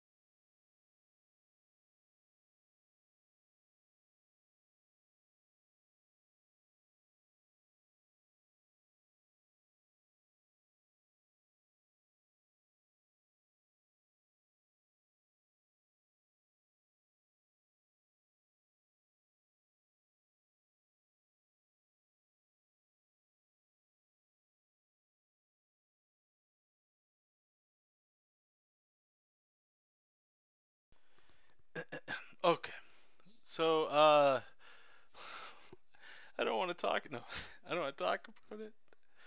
All right, so Star Wars. And this ties into the reading part. That's really the only reason I'm bringing it up. Okay, and let me just say this first: if you hated the movie, more power to you. If you loved the movie, more power to you. Same thing. I don't think anybody's right or wrong, and I feel like I'm like justifying whatever fucking reason I'll give for whatever I felt towards the movie and stuff. But there's just it's hilarious seeing, and you know what? It's not. I'm not gonna get mad at like this outlash that you're hearing people like I don't know if it's a vocal minority that people are calling it or just whatever, just like a group of people that are unsatisfied with the movie, petitions and stuff. You know, like it all says one thing, okay? As creators, as people that create stuff, you and I, even if you just do sketchbook art, right? What makes me happy about that, regardless of the outcome, right? I'm a firm believer of freedom of speech. Your opinion matters just as much as everybody else. You need to be heard like everybody else. But that's it, right? Like action based on your opinion, that's where I get a little bit of, hey, you're entitled to your thought, but changing something because it offended you or something like that, like grow a pair of balls, okay? Grow a spine. I'm just tired of all these soft people that they don't like something, they complain, and they want it changed to make them feel safe and better. That's a bunch of horse shit. That's going into something else.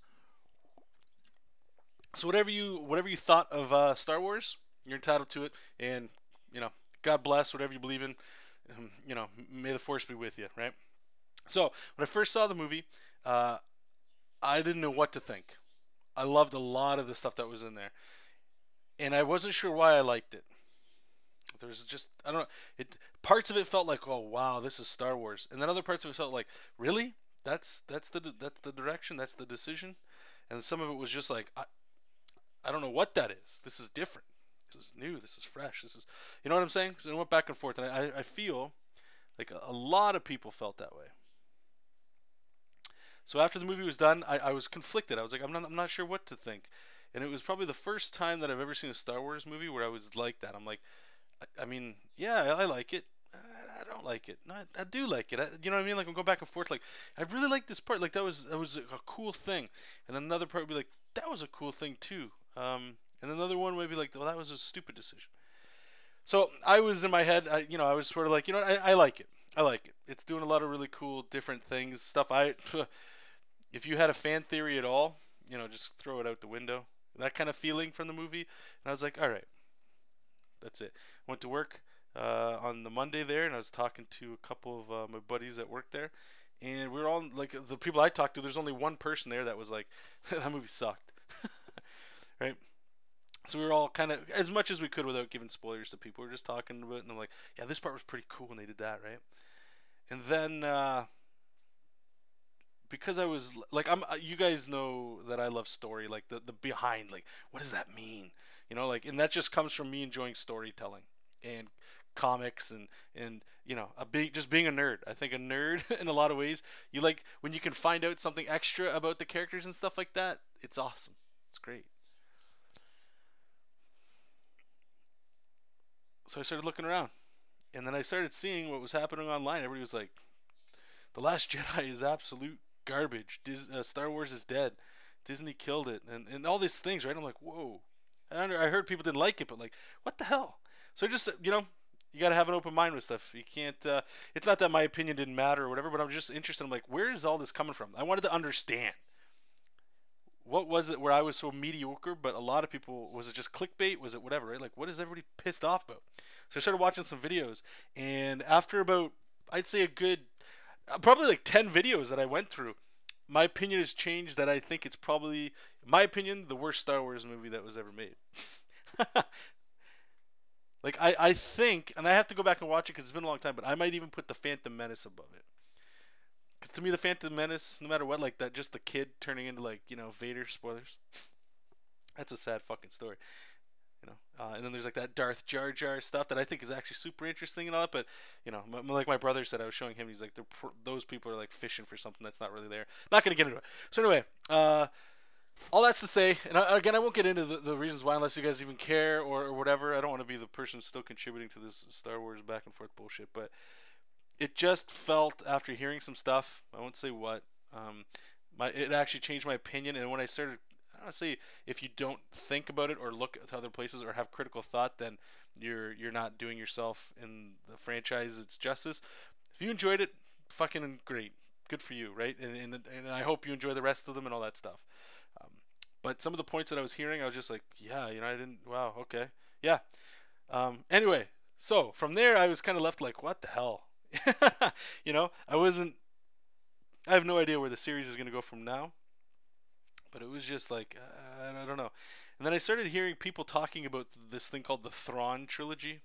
Am I saying the name? Thrawn? I think it's Thrawn. The Thrawn trilogy. And from my understanding, if anybody in here has read it, and I actually asked Twitter about this too, so some of you guys may have already answered it, but I just asked, I was like, okay, why do I keep hearing about this? And from my understanding, and correct me if I'm wrong, the Thrawn trilogy is essentially episode 7, 8, and 9 with George Lucas's blessing, and it was written in like the 90s or something, so it's not canon or anything anymore, but it's like they call it Legends. it was until Disney bought it, right? Like this was the canon of what happened to all these characters after the fact, and it's a trilogy. Um, and the more I kept, just people bringing it up and trying to listen to some spoilerless reviews and just reading some, on Amazon and stuff, like what people are thinking about it, people just eat this shit up. They're saying like it was fucking amazing. And then apparently when the new trilogy was announced, people were like, holy shit, they're gonna remake like the Thrawn trilogy and stuff. It's supposed to be like that good.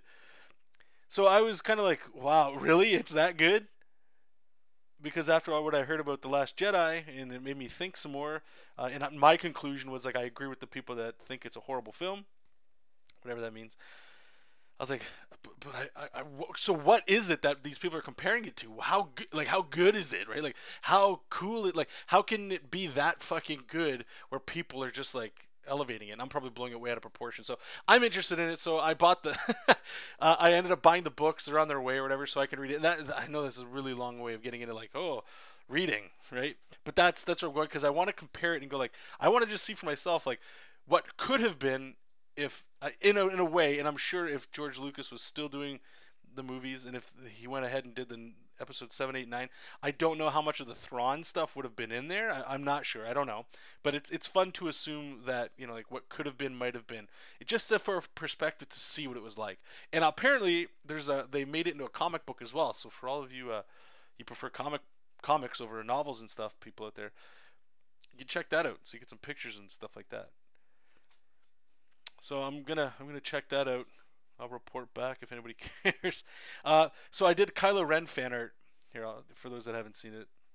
I did this last weekend or whatever, and this is when I was still on my high of Star Wars. I still think Kylo Ren's an awesome character, even when in the Force Awakens, even though he had like that, like the pouty teenage blah blah blah, I still dig him. I think there's something cool and unique about him. And I don't know exactly what it is. So I just did the fan art. It was like, oh, cool, came out cool. I enjoyed it. I'm like, you know what? I'm like just getting into Star Wars now. I mean, this is some fun shit. And I was like, all right, I'm gonna do some other characters. But then after this, I'm like, all right, so I'm gonna read this other stuff. I might be doing fan art. If I enjoy the news, like those books or something, maybe we'll get some of the old Legends characters down, just for fun. Because I'm really starting to fall for Star Wars at a really weird time, where it just seems like there's so much conflict and back and forth between the fans and stuff. It's interesting. It's interesting. Let me just catch up with what you guys are saying, because I was running my mouth for a very long time there.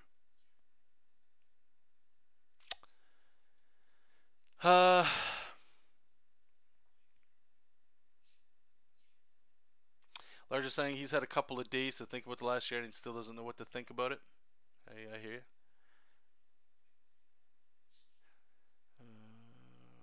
Mr. Leadfoot is saying he really enjoyed it, especially on his second viewing. Awesome, man. Awesome.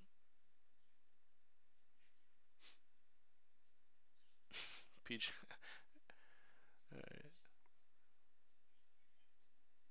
Dennis, he's shared his mini comic for those that are interested. Check it out, because I haven't read it yet, but I love when you guys are all making comics and you're sharing it with each other and stuff.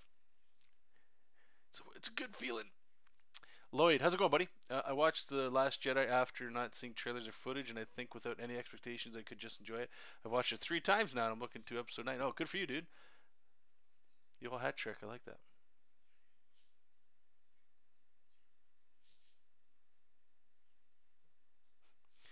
You just found out that The Last Jedi ties into Rogue One? Oh, really? Oh, is that like more of those theory Star Wars channels?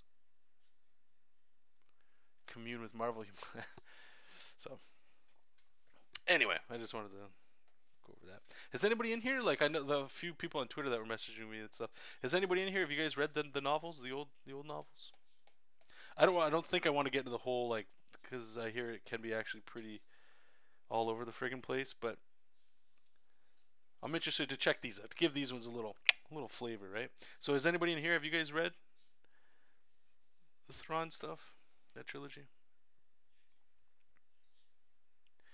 It sounded really cool, like and I've heard bits and pieces of this, because I follow all the Star Wars channels that those of you that are into this kind of stuff, you guys are probably aware of too, like all the theory channels and stuff. I love it. I just eat it up. It's super fun to me, right? Like it's part of the part of the fun of just being a fan. I think the theory crafting it.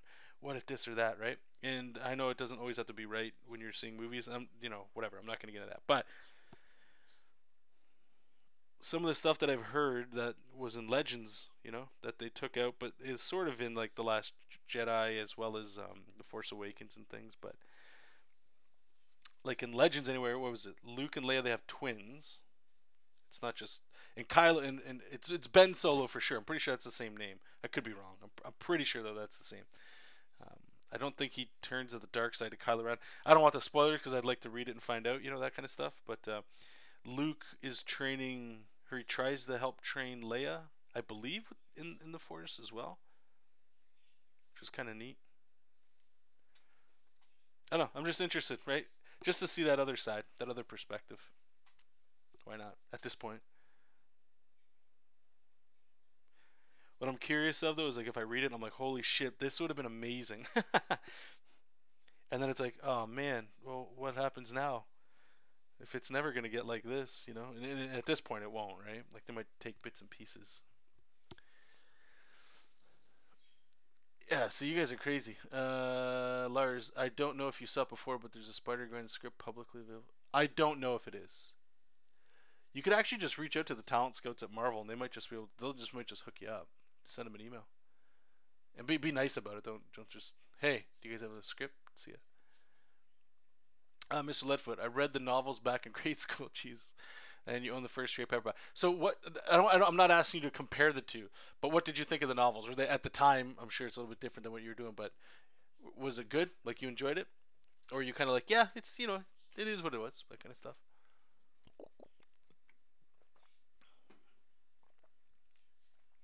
No, it's okay. Spoilers, Troy. Come on.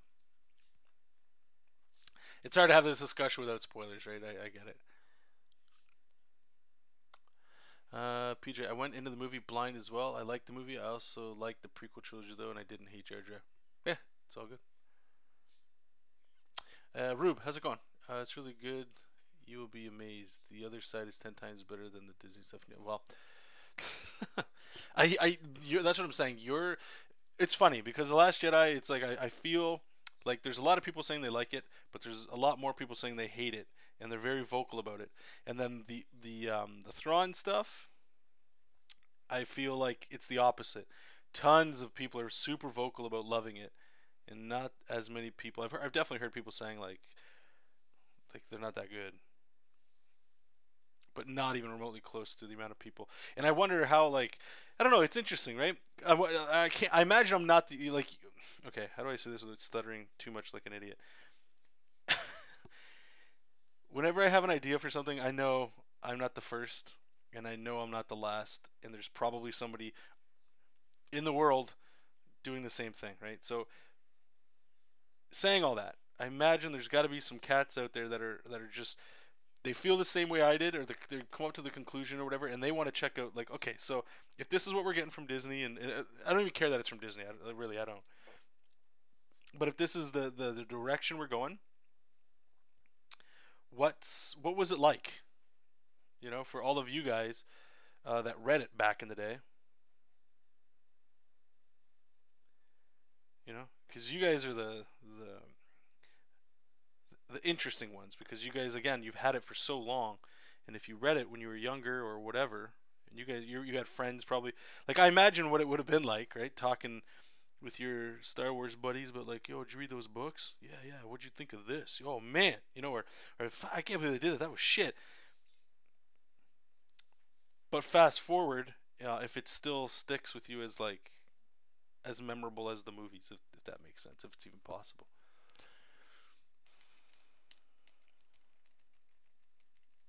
They were great back then, and the Zahn stuff is probably the best. Zahn, am I getting that right, or is that another thing too? I'm all over the place. And a lot of the expanded universe you don't care for. Okay, that's good to know. Lars, Jar, you should totally see Mr. Sunday Movie's new video. What if Luke Skywalker died? Caravan of garbage. Okay, I haven't seen that. I've seen a lot of people. I made a tweet about this. Regardless of what you think of the movie, for me, and it's not, and I agree with this, right? Like it's just my opinion. I'm not mad that I didn't get the way I wanted it. But to me, the biggest offense in the movie is just how they handled Luke Skywalker. Just just my opinion. Even when I was like, I kind of like the movie. Like I started to rationalize what they did with him, and I'm like, it's an interesting take for sure. But I just now after the fact and hearing other people talk about it, I just feel like I don't know. I don't want to say too much because I know probably a lot of people have already seen the movie, but I know not everybody has. So I don't want to say shit that makes people that haven't seen it yet because they just haven't had a chance because they have lives. Not everybody can schedule off time to go see a movie within the opening week. You know what I mean? So I'd be a little respectful for that. And I don't want to build it up like so they go and they're like, okay, well I've heard all this feedback about Luke Skywalker and let's go see what he looks like.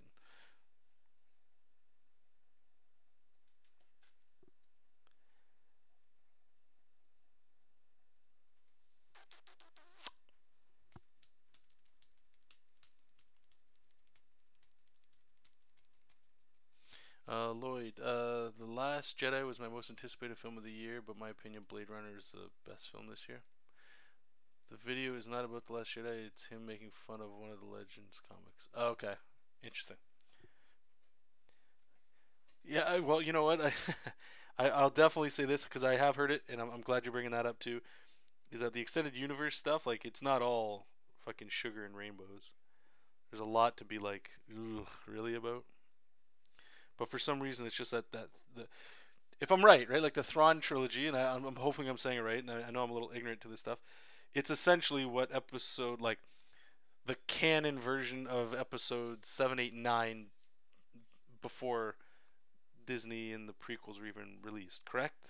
If I'm wrong with that,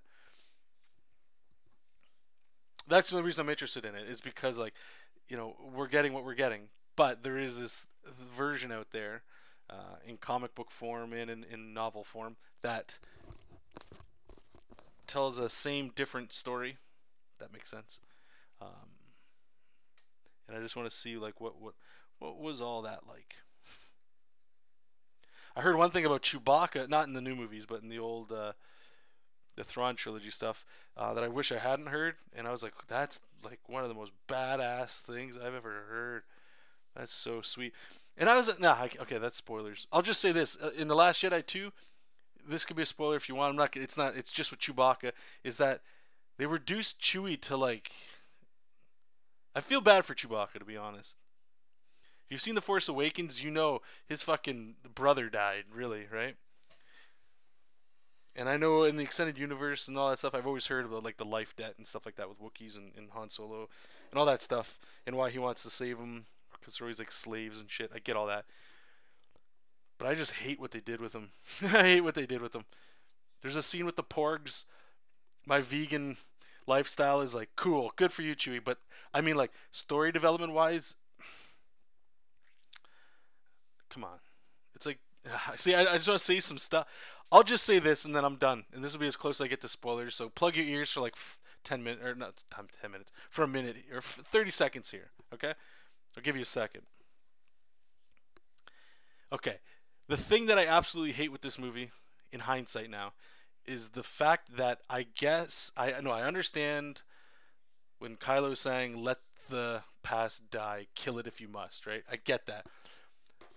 But the way that they, and I'm not saying all these characters die or anything like that, but the way they literally kill off the history is so disrespectful in my opinion. And that's the thing. I feel more disrespected, not just as a fan, as opposed to like, anything other than that. And that's really where it comes from for me. And that's it. Yeah.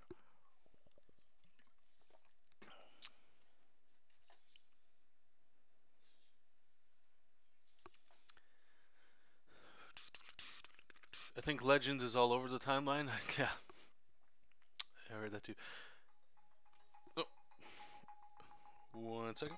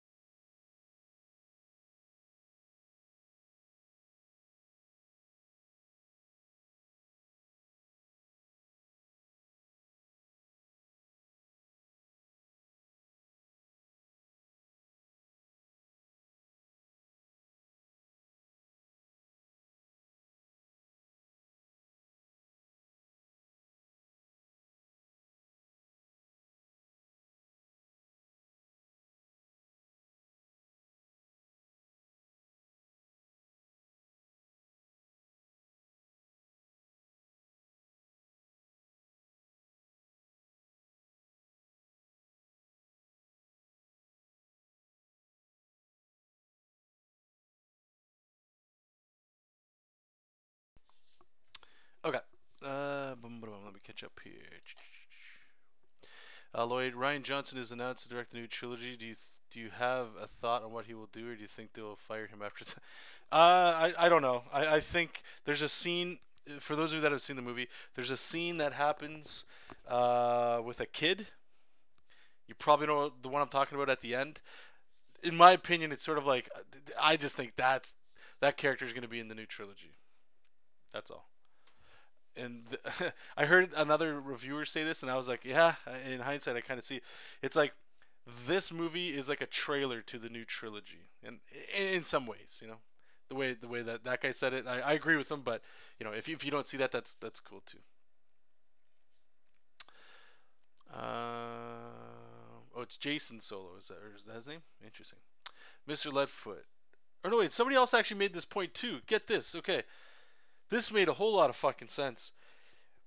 Just to show you like some of the care that I don't think went into, maybe that didn't go into, but if you think about this, hold on for a second here, okay? We're getting into a little Star Wars stuff here, so this is the nerdy stuff, right? Why would Princess Leia and Han Solo name their son Ben? Think about that for a second. I could be totally wrong on this one. Maybe I'm overlooking it, and I heard somebody say this, and I was just thinking, I'm like, Ben Solo is the worst fucking name that Leia and Han Solo could ever say or name their kid. None of them, like, when they met him on what? On the Millennium Falcon? But none of them had a story with him except Luke. Luke's the only one that actually had a story with them that I'm aware of. And if I'm being super ignorant about this, please clear it up in the chat or whatever, right? I know they were all in the Millennium Falcon for like a little bit. I believe they were or no, they weren't. Han was with. See, this is where my ignorance is coming in. I'm trying to go back and forth. So Ben and Luke got off Tatooine with Obi-Wan, right? But when they went to rescue the princess, I believe Obi-Wan never even met Leia, right?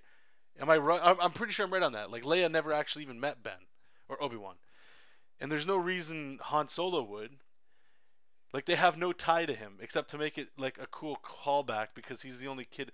I don't know. It just seems really fucked up because I'm pretty sure in the extended universe that you guys are talking about, right? Luke has a kid, I believe, and he names the kid Ben. If I'm wrong, please let me know. But that's what I think I'm right on that one, and that would make more sense. But anyway, I don't know. It's little fucking things like that. I'm getting upset, or it's just like it's just I don't want to say it's. I said disrespectful, but it's like I don't know. Like maybe this is the way to look at it. I hear people saying that you need to make changes in a movie because if you don't, it's the same formula over and over again. Cool. Okay, I can get behind that. But when you're starting to, and this is where I get it. This is where I got it. I'm getting upset with it, and I know it's just a movie, but this is the thing, right? And I said this before, and I cut myself off. It's funny, us as creators, right? When we're able to make universes and things, and people attach themselves to it, that's really special. You don't get that in everything you do, right? So when you get a fan base, that's awesome. And when you need to change up or reboot things, call it that. And I don't know if they've officially said that, but the thing is when they bring in, it's like a reboot, but you're also bringing in established characters from something from before. It's I don't know. And then you treat them in the way you're doing, the way I'm looking at it anyway. It just seems so like, I don't know.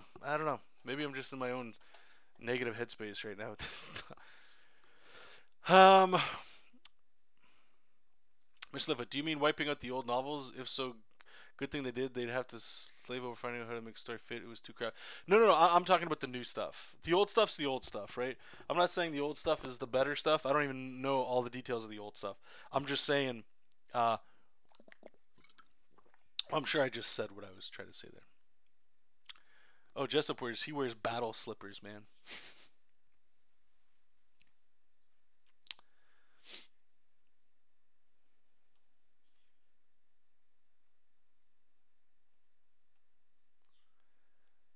Yeah, and that could be what Lars is saying there too. Sure. Without Obi-Wan, nothing would have happened. Leo wouldn't meet Han. So that one I agree with. But I also wonder if that's kind of reaching, right? Because that's the thing. And again, I don't. At the time of, this is the thing with all this stuff that makes it so fucking hard to put together, right? Is with A New Hope, It was never meant to have sequels. It was written with sequels, but right, we've all heard that story. So it was just called Star Wars. It didn't have a name, right? So it could be its own pocket thing with like how we all make stories. We all know how we make it. You want to have all this rich backstory that you might someday, one day, maybe put together, right? And that's all changing as these movies are coming out. And as each new movie comes out, they try to like fill in plot holes with like books and comics and TV shows and cartoons and things, right? Or just in the movies as well. So it's never going to be like this. It's going to be with holes, right? You can't. It just can't be done that way. At least I haven't seen it done correctly. You can do like there's so many fan theories filling in these gaps because of stuff like this, right? So when I hear about the like I don't even know why she asks for Obi-Wan Kenobi, right? She just what'd she say? Her father or something, right? He knows him from the Clone Wars. Cool. All right. So he's like, and I know why in the Clone Wars they show that stuff. So, but when you think about it, when she's asking Ben Ben Kenobi to go help find her, or no, she needs help from him to stop the Empire. If I believe it, fuck man, I feel like I'm all over the place. So if that's what she says, she doesn't really know anything about this guy. Maybe the guy told her about the Force and Jedi's and stuff, right? So let's just assume that's why she's asking him to help.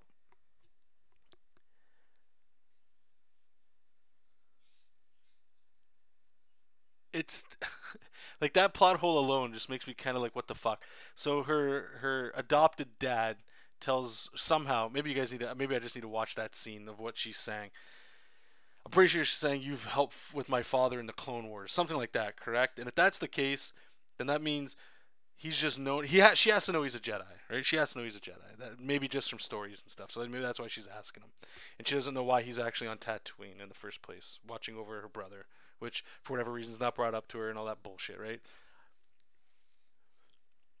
But regardless, if she, in even still, she did nothing. Like like Obi-Wan did nothing.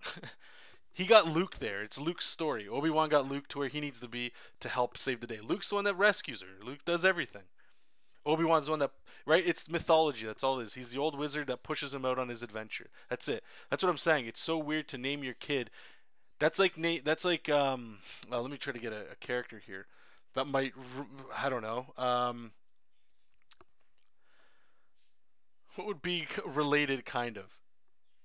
I'm trying to put it in perspective with like Lord of the Rings. That's like in The Hobbit, one of the dwarfs that was on the party has a kid and names it Gandalf. It's not the same, I know, but I don't know. It's just weird things that people have said that has been itching at my mind where I'm like I can't put my finger on it because I haven't done the research and not that I doubt I ever will. But you're kind of taking what some people say as like not fact but interesting information. It's little stuff like that that's just like I don't know maybe. And again, the other side of it too is I could just feel like I could just do what a lot of people do, and I was doing it too, where it's just like you just start putting assumptions in those blanks, right? So you're just like, oh well, that's because so and so is doing this and that, but it's never told to you that way. So it's sort of like what you're saying is a feeling or what you've heard, just like what I'm doing, but it's actually not true. That's it. It's funny how we can get so. I just love it. I know people get so stupid about it's just a movie, get over it. But at the same time, you love it enough that this is the stuff. This is the whole point of going to these things. Is that little extra. It's fun. It's fun to get yourself lost in some of this stuff. Boom, boom, boom, boom, boom. Bada boom, boom, yeah, I see that too. I'm gonna fix that there, below. Kenobi sacrificed himself for them to escape the Death Star. So there's that too. Sure, sure.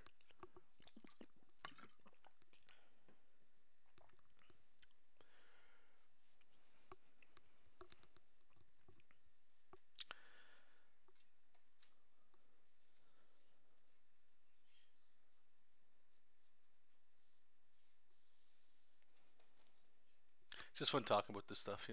At least I get a kick out of it. I don't know. All right, that phone call was telling me that I'm almost done. But we'll keep. We should be able to finish Jessup up here at least. There's actually one I think it's been going around for a while. I recommend you guys listen to it if you're at all interested in hearing the other side, even if you like the movie. Angry Joe, I think his is the big review that's been going around. To me, he had a lot of points I wasn't thinking of, and some of the stuff he was saying, I was like, no, they did say that in the movie. They addressed that. You just either weren't paying attention or it went over your head. But he had a lot of interesting points. And it's funny. I'd love to talk to you guys about it just because it's like, do you think they should have called him Anakin? No, I don't think they should have called him Anakin. That to me that wouldn't make sense, right? Because I think in the aftermath novels I've heard from the spoiler channels that I watch, those are the now canon books or whatever, right? That one of the biggest things Leia had to go through was somebody in the Senate or something found out that Vader was her dad, and if she's in charge of the rebellion, but the big bad guy was your dad, right? Like that makes sense. So it was sort of like a hidden thing that people didn't talk about. If my information is correct. So Anakin's not Vader, but like you could quickly start putting those pieces together if as information comes out. And Leia never even met her dad, right? I'm pretty sure. Besides the first movie, but like never met Anakin. She only met Vader, so it's not Anakin. I don't think she'd have any connection to him. I like the idea of just naming him something else. The fan in me is like, oh, cool, that's cool. You call him Ben. It's like a throwback. It's a respect thing. I get all that for sure. Because like, who else? What else are you gonna name him?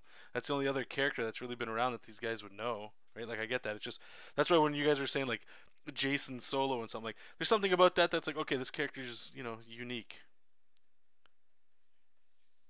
That's all. And this is nitpicky shit. This is nerd rage kind of stuff, right? And I'm fully endorsing that.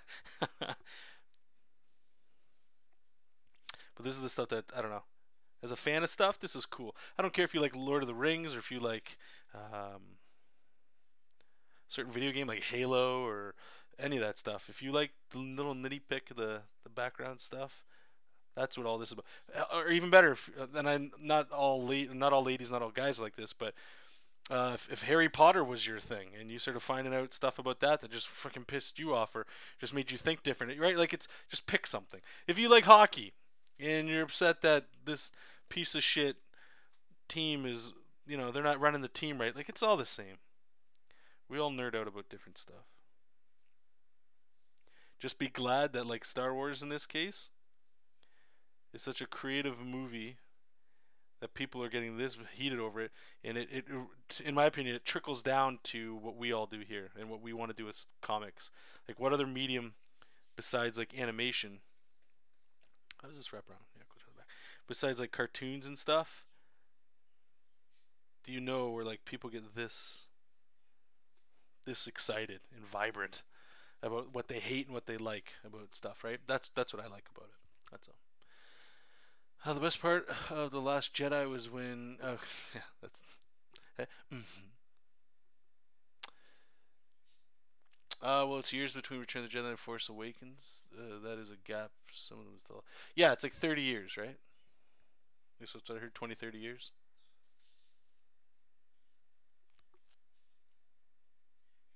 Large, it's funny, I never thought about Ben's name until now. Yeah, it's and again, I'm not saying it's right or wrong. It's just one of those things where when somebody else brings it up, and because I didn't think about it, right? And I'm just like when I heard, hey, Ben Solo, I was like, oh, that's fucking awesome. That's cool. That's awesome. You give it a little throwback to Obi-Wan. Great. I love it. I remember Obi-Wan. He was awesome. But then again, and this is where all of a sudden all the lore nerds start coming out a little bit, and it's kind of like, wait a minute, that really doesn't. To some people it could, and to other people it just doesn't make sense. Like, why would you name your kid after somebody that did just as much work as Luke to save? I don't know. Unless it's just one of those, well, he's dead, so let's pay homage to him. But like, he didn't do any. Like, I don't know. He just didn't do anything. He sacrificed himself to the Force. Great. When he's talking to Luke the whole time, and unless maybe that's the thing in between, right? Luke was just sharing stories with everybody, going like, you wouldn't believe how cool this guy was that I knew for like a couple days. He was awesome. And now he talks to me as a ghost. You know what I'm saying? I don't know. It's just it's different. Just being butthurt about something. That's all. I remember thinking Ben was an odd choice while watching The Force Awakens for about 2 minutes, but it makes sense for me. Right on. I don't think they had time with how the movie started. Possibly. Lloyd, I don't like how they. Sorry, I don't like how they still didn't really address what happened to Han. Yeah, dude. Again, yes. And I'm trying to like steer away from the spoiler talk again, and I keep saying that, but that statement right there is exactly like one of the underlying things that I just pisses me off about the Last Jedi. It's just that disrespect. You know what I'm saying? Good old Kylo. Destroy the past, kill it, all that stuff. Great. I still think, in my opinion, Kylo is like the best out of all the new characters. He's like the most interesting, and now more so like in the Force Awakens, I could see where people didn't like him. They see him as like that whiny brat, and I got that, but like at the same time, I thought I enjoyed his arc and stuff. Like he was so fucking furious. And then the more in the Last Jedi they sort of talk about like why he's like that, and like now it's like, got it. I'm on your side, man. I not necessarily on your side, but I understand why you pout. But just to, I don't know, just to disrespect the legends and the heroes and all that stuff before, it pisses me off. And maybe that's just like the story, right? Like even the good shit that all those heroes did back then, like they still fucked up. Okay, cool, I got it.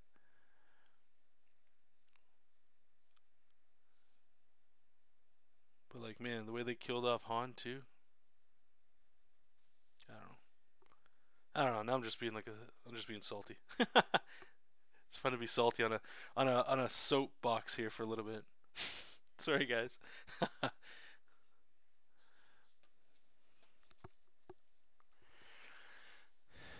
Did you see the video of Mark Hamill saying he thought that it would be more impactful if Luke and Leia stood watching Han and Kylo? Yeah, of course it would be. But at the same time, I think if they did that, the only thing I don't agree with that is if they did do that, then it's 100% a Luke and Leia Skywalker movie still, right?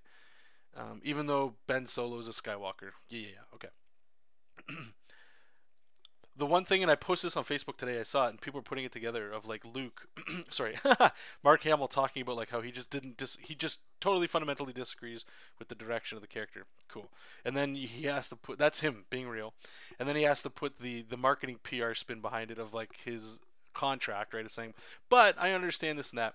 Then there's this other video, it's probably taken out of context, of right after the showing, and there's a conspiracy going around right now. I don't know if you guys heard of it. That's how cool this shit is.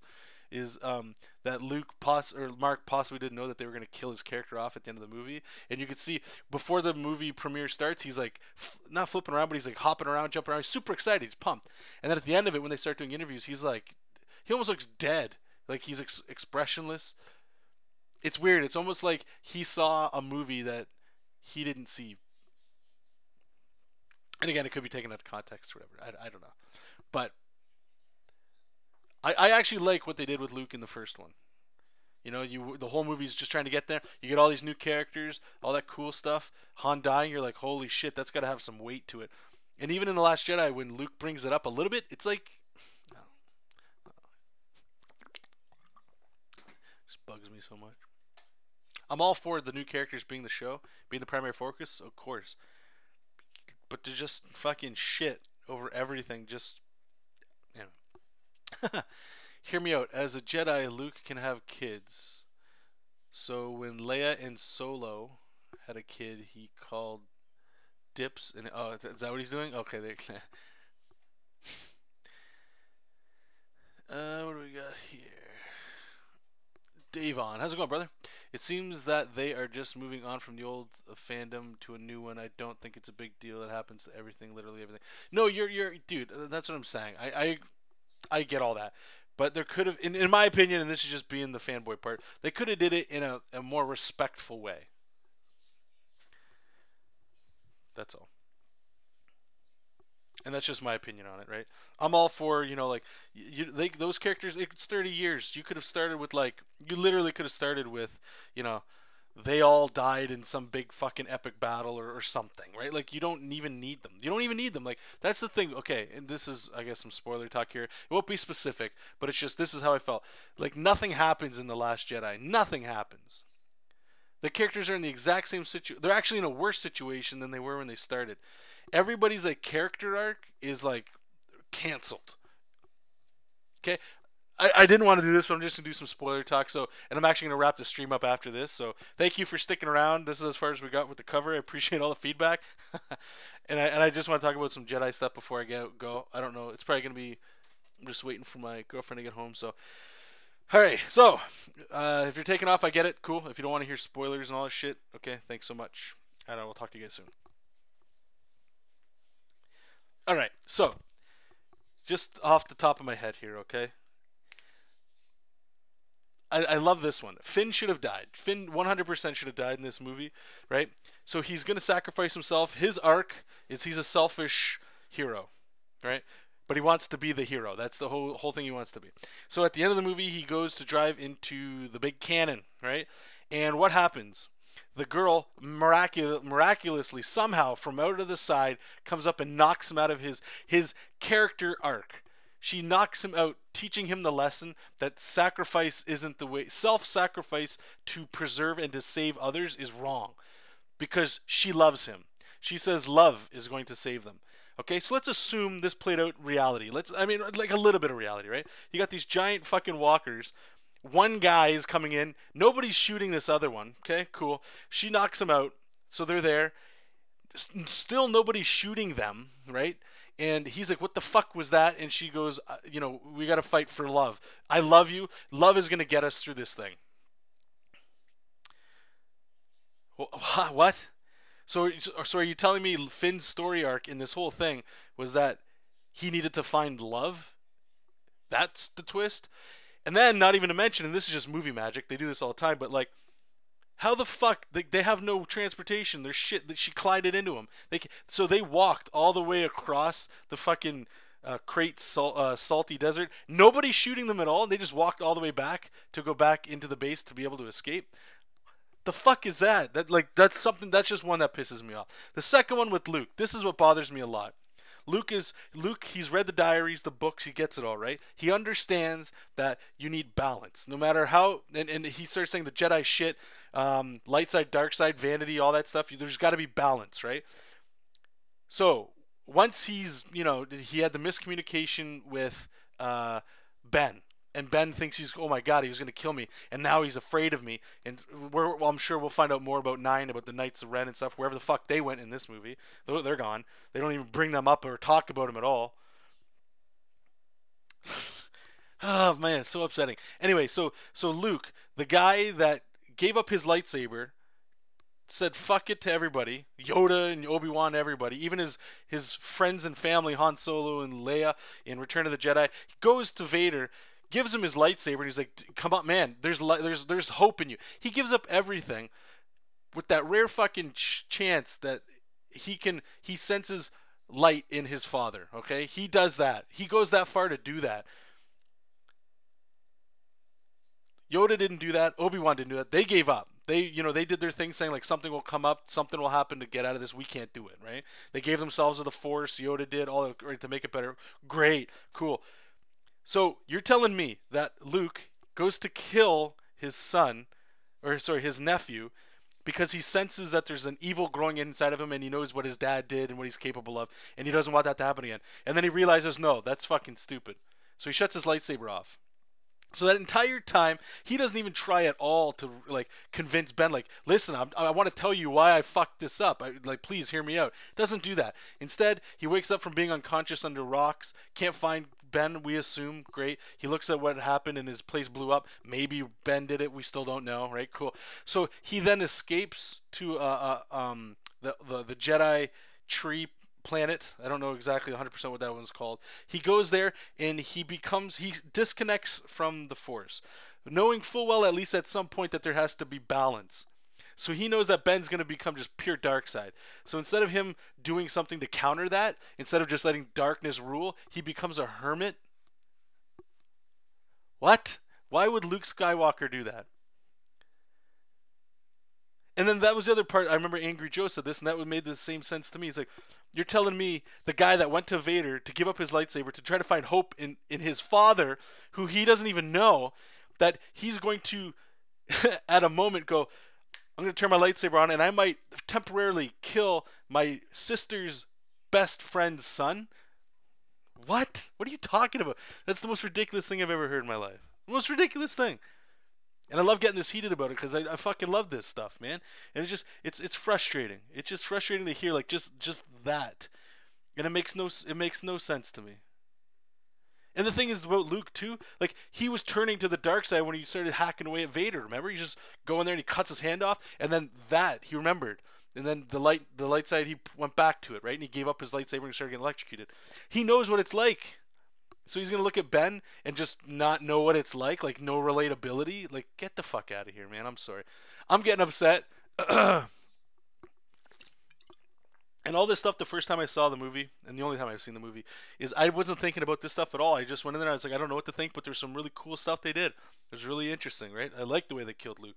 He went out like a champ. I have no problem with him going away and being like a hermit. That's fine. He failed, but he's not going to give up on his family. That's the one thing Luke never does, is give up on his... That's the one thing he never does, is give up on his family. That's so stupid. But like, okay, I know you guys are saying stuff and I'm not catching up with what you're saying. I'm just on a soapbox, but just real quick, like Luke saw Hitler and Kylo and was ashamed that even killing him went into exile to die. Kylo at that point was already too Vader to see the light. That doesn't make any sense to me. Like that to me, and I don't want to argue points. I just want to throw mine out there, and you know, because I don't want to debate. If you, and again, you like the movie, God bless, all that stuff. He went to Vader and he turned Vader. So if you're gonna say he saw too much Vader in his nephew, who's the one guy in the entire fucking universe that had the hope and the gee golly, let's look and find the goodness in everybody? He turned Darth Vader back to the light side. Luke did that. He's gonna give up on his sister's best friend's son? Come on.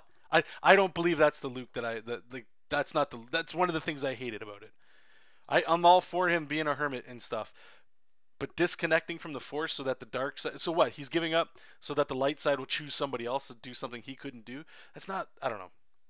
It's just not the Luke Skywalker, I guess, I feel that we were left with at the end of Return of the Jedi. And that could be the problem. That's the Luke that I feel. And just by saying I feel, that's the problem, right? I know it's not a movie for me. I'm just saying there's certain things, whatever. What other plot holes we got? So Luke leaves a map in The Force Awakens to find him in cases of dire need. At least that's the assumption I always got. So he leaves a map and he goes into exile, and that's what Luke becomes. What's the point of the map? What's the point of finding... To me, it's kind of like that Obi-Wan thing. He's just there to give Rey a lightsaber. I heard this too. Remember, he says there's 3 lessons I need to teach you. He only teaches her 2. I've heard that the 3rd one is in the extended cut that's coming out. That was like, what, 20 or 40 minutes taken out of the movie, which is ridiculous. I hate when they do that shit. You know what it's starting to sound like? That these movies are starting to do like what video games are doing. They're taking important shit out of the already finished movie to sell it as DLC down the road. To sell it as the extended edition, right? It's crazy. Luke had a map to Jedi temples and artifacts. Yep, you're right, he did. I remember in his hut, he's got like some artifacts and stuff like that, for sure. What other fun stuff was there? Who else we got? Yeah, I heard people say this too, and it made sense. It's like every decision people in this movie decided to do, they either went back and got rid of the thing that they just did, or they learned some lesson that wasn't the reason why they started to do what they were doing. Again, yes, Finn, in my opinion, Finn should have died. Poe, what the fuck? So he's a hot-headed hero, great, but he needs to become the new Leia, the new general, whatever, great. So, and you guys have probably heard this, right? The girl committing suicide by going light speed into something. Like, how is that not plan A? How is that not the first thing you think of? You're going to kill all these people in these ships just for that one chance to, like, shoot into light speed that you don't even know if that's going to do anything yet because nobody's done that yet. So you're going to do that. And then you're not even going to tell the people that are dying and fighting for you because it's a secret plan. You're not going to tell anybody what the fuck's going on that you're going to explain. You know what I mean? Like, you're not going to leave to that planet behind you. I guarantee you less people would have died if they just told everybody what the fuck was up. How the hell does the resistance, the good guys... And I know they established this with like the weapons dealers, how they sell to the good guys and the bad guys. So there's deception on both sides. I'm for that. But how the hell does the rebellion, I'm going to call them that, the rebellion or the resistance, how do they treat each other as if the First Order of the Empire would? Like, you just shut up and do what you're told. We're going to get you there, right? So the lesson they're teaching Poe literally is that. Shut up and do what you're told. That's his lesson. The fuck is that? I don't know. Yes, Ray took the Jedi books 100%, which makes no sense too, right? Yoda of all characters, which by the way, Yoda, he's acting like a goofball, and I love Yoda as a goofball, but at the end of Return of the Jedi, when he dies, he's as serious as fucking can be. So the next time you see Yoda, he's a goofball again. He's not the serious one that was in the Clone Wars, like the fake Yoda that he was kind of like trying to see how Luke would react to like a little green guy that could, you know what I mean? Like I understand that, but then they bring him back to the fun little goofball. It makes no fucking sense. It's almost like he loves being dead and in the Force and just, hey, how's it going, Luke? You remember me? And that's not how the Jedi Master Yoda left us. He left us as an honorable old man. So they bring this back, and then he tells Luke, "Don't worry, Rey's got everything that she's going to need. The old order must die." And then he calls a lightning bolt, which makes no fucking sense. So so that's also saying if you die, if you commit suicide and become a Force ghost, you actually become stronger than when you're alive. So if Kylo's that bad, Luke and everybody that's a Jedi should just self-sacrifice so that they can take out this evil guy that's going to become insane. So what's the point of being alive? But anyway, I get it. Yoda strikes down the tree, puts it on fire so that Luke doesn't have to bear that burden. And he's like, wow, you know, if Master Yoda can be the one to pull that trigger for me, that's one less thing he's got to have on his shoulder, and it's okay. Beautiful. I love that. But Yoda says, right, like, don't worry. We need to move on. And he knows full well that she's already went in there and took the books. So what the fuck is the point of getting rid of the Jedi Temple? Why would you lie to Luke? Why would you tell him, yeah, let's move on? When he knows that she's got the books. That makes no sense. It makes no sense to me. Why would you do that? Oh, man, it's so frustrating. That's what I'm saying. That's what got me upset. When I first saw the movie, I enjoyed little pieces, and I was like, okay, I got it, I get it. Okay, cool. This is fun. This is different. I love it. Or not love it. I like it. I think. And then at the end of it all, I'm just sort of processing it. I'm like, yeah, I do like it. I do like it. You know. And then now with all this stuff, I'm on that other side where I'm just like, I don't know. And the thing I was trying to say with Chewbacca is, look what they did to Chewbacca of all fucking guys, right? So they turn him into like, don't eat meat in front of people. Okay, cool. And again, as a vegan, great. You know, if that did anything to anybody, cool. But it's already cooked. Eat it. And if not, the only thing you see him doing is flying the Millennium Falcon. That's all he is now. He's the guy that flies the Millennium Falcon. He's Rey's bitch in the spaceship. That's all Chewie does in this entire movie. And I think that's one of the main problems of this movie is there's too many fucking characters. They got the old cast, and they're just killing them off. Just get rid of all of them, right? Just one by one, just kill them. And then you get all these new characters that are pieces of those guys. And you're putting them in. That's two full casts that you have to have stories put in together. It's crazy. There's another tree. Poe Dameron's mother has a tree. What's the tree? What's the relevance of the tree? What does it matter? I don't care about the tree meaning. Like maybe it's like Gondor when you have that white tree and the white, or what is it, the pink, or is it the white? The white when it blooms and it's like, okay, we got a king again. Okay, that. But what I'm saying is, it's like they're lying. It's like how many people lied to Luke in the first 3 movies, right? Like everybody fucking lied to him. That's why he was like whatever. And even Anakin, everybody was lying to him, right? So you got this shit, and then even at the end, Yoda lies to Luke. It's just, I don't know.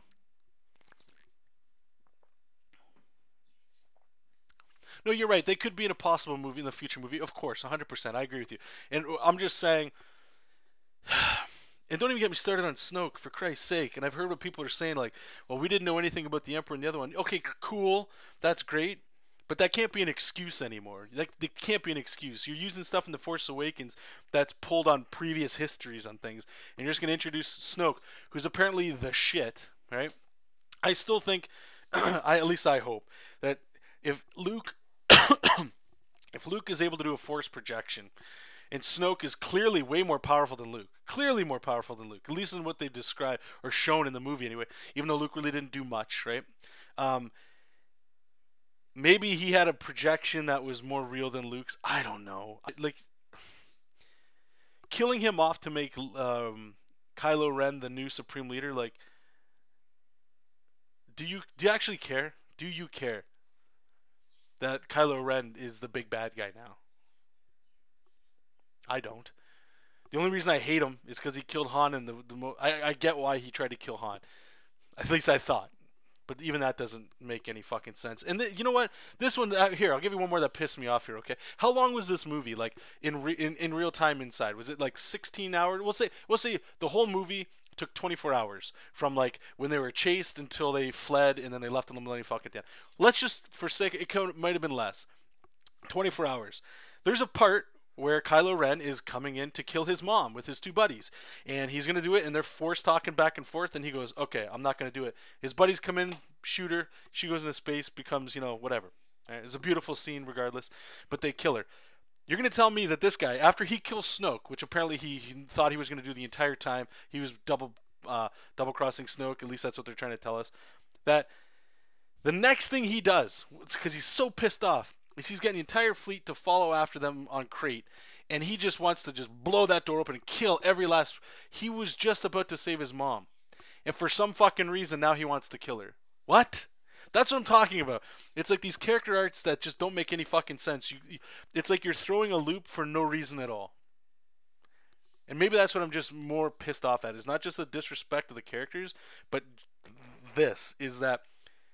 And then I get being creative and not like I had no clue what the hell was going on, nothing. And some of the surprises were sweet. They were awesome. But all said and done, it's like nobody fucking learned a single thing. And the way everybody learned it was such a horrible way, and not like a war is bad way. They just learned it like, again, Finn, not like the one lesson Finn had to learn was perfect. And he sacrificed himself to save the very small resistance. Beautiful. Patriotic, a warrior. The one thing a stormtrooper probably couldn't do, and he was the one to do it. And then he gets taken out of it, and they go, hey, that's not self-sacrifice for the greater good isn't great. What you need to do is fight for love. Meanwhile, all these guys theoretically should have just been blown up, and they probably could have died there too. Great. So he's saved by some crazy chick that falls in love with him for no fucking reason. Great. That's his lesson. Poe, shut up, do what you're told, and you'll learn as you go. That's your lesson. Luke, I don't know what his lesson was. Who else we got? Kylo, I don't know what his lesson was. Leia, apparently Leia has secret plans with other people to do some big task or an escape route that you've already thought of, and you probably had a private powwow with purple hair to understand what's going on. When that should have been, and I agree with other people saying that should have just been Admiral Akbar. If they're going to put somebody in there, just fucking, if they're going to die anyway, put Akbar in there. You don't even need an actor. Put him in there, right? We know who he is. Put him in there. Cool. A little small thing. But she teaches what? Deception, and just trust her and she'll figure. I'm hoping my frustration comes through with all this stuff. Hey, Keeman, how's it going? Snoke was a placehold villain until we got Kylo being our main, which is retarded. Which is absolutely retarded. Look at all the backstory they give Snoke, even in the little details, right? Like those visual dictionaries and stuff. He's got this big black crystal. Is that a Kyber crystal? It's mined from, literally it's mined from underneath Vader's castle on Mustafar. Oh, that's sick, right? He's got that. What else has he got? He's got the most insane force powers you've ever seen. Who else has manipulated anybody like he has? Rey's supposed to be the shit, right? She's supposed to be a fucking amazing, because there's apparently no other light side users. Luke's already turned himself off, so Rey's like 100%, right? You've got Snoke and Kylo that are dark side users. She's the balance to them, and he's just whipping her around, doing whatever he wants. Whatever he wants. What? You know what I'm saying? And anyway, I don't mean to attack or anything like that. I'm just trying to defend points here, but you guys don't have a microphone to sort of combat what I'm saying here, so. Mr. Letfoot, Poe's lesson was not to be a hothead. Yeah, but if you think about it, if you go one layer deep than that, that's like what they tell you. But when the actions of what they did to him is shut up and do as you're told, is literally the layer beneath that, which might not have been the attempt or what they meant to say, but every time he gets hot, he gets passionate about like, no, we're killing all these people. What are we doing? Stunned. Okay, we're gonna put you in mutiny. All that purple hair chick had to do for everybody on that ship, guys. This is what we're planning on doing. That's it. If she did that, like nobody would have been stunned. There'd be no fucking mutiny. None of that. But that's what I'm saying. So through deception, he had to go through the consequences of you're just gonna do what you're told. Stop being a hothead. That's his story arc. That's absolutely ridiculous. Great now. Movie sucked. In the films, he has no backstory, but I'm sure he'll explain the books. But that's the thing I'm talking about, and that's as much as I'm loving talking about lore and stuff. When we're asked to go into books and comics to find out like the in between shit, it's fun to talk about. But I don't. I guess in the movie, what I was hoping, and that's why I'm getting so stupid about it, is it's just my opinion on it. Is that it's like you didn't need to do any of this stuff. Like, and the thing with Han dying in the first one, like Han becomes the dad again, right? Like instead of running, like think about Kylo's childhood, right? His mom's a war general, so he's never seen her. Han's like he's not fit to be a dad. He's a smuggler. He's chasing the fun, right? So Kylo's got nobody.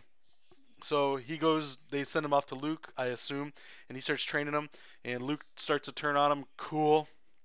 So Kylo's got nothing. So Han at the end becomes the dad, and he goes to see his son. And Kylo's been told if you kill your past, kill your father, it's something Vader wasn't able to do, which didn't make any fucking sense. Maybe I'm missing that up. What was Vader not able to do? Or Luke wasn't able to kill his dad? I don't know.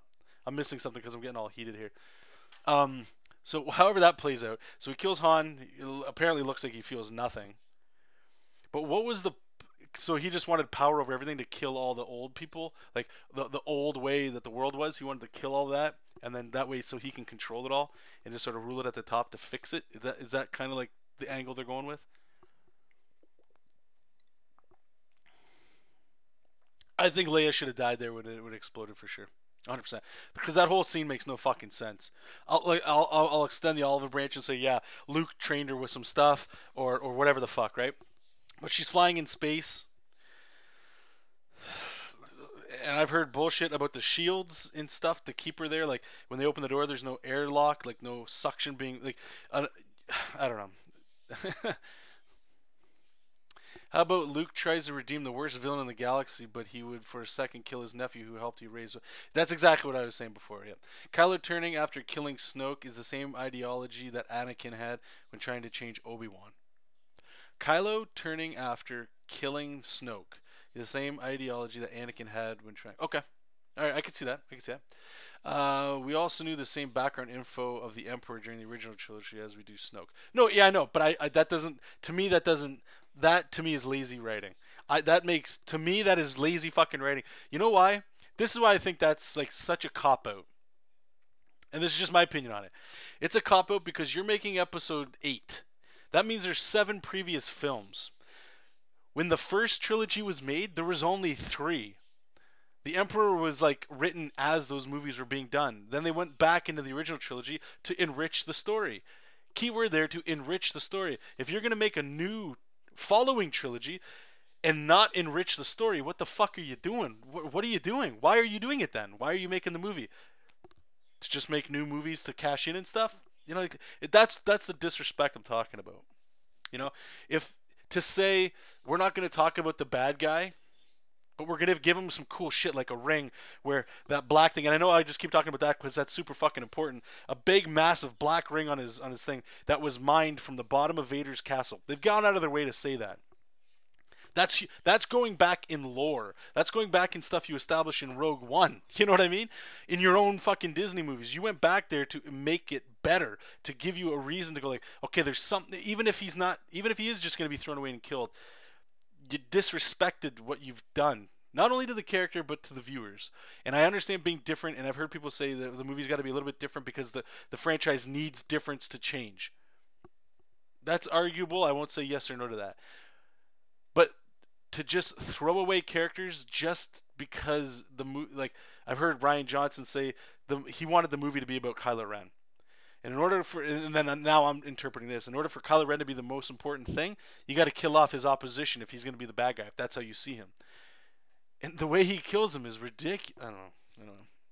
Clearly I'm upset about it. I'm trying to think if there's anything else that was super weird. The big thing too with Luke drinking titty milk is like, trust me, you don't need to show that. You don't need to show that. That makes no sense to me. Feels kind of like a dick joke in a movie. That's what that felt like to me. What else we got?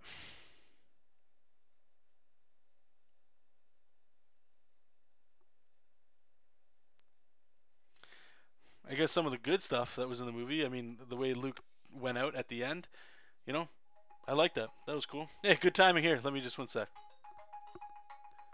Actually, okay, I gotta go. But anyway, thanks for listening to my rant, you guys. I appreciate it. I will talk to you all soon. Thank you to Mr. Leadfoot for like contributing with the conversation. I do appreciate it, buddy.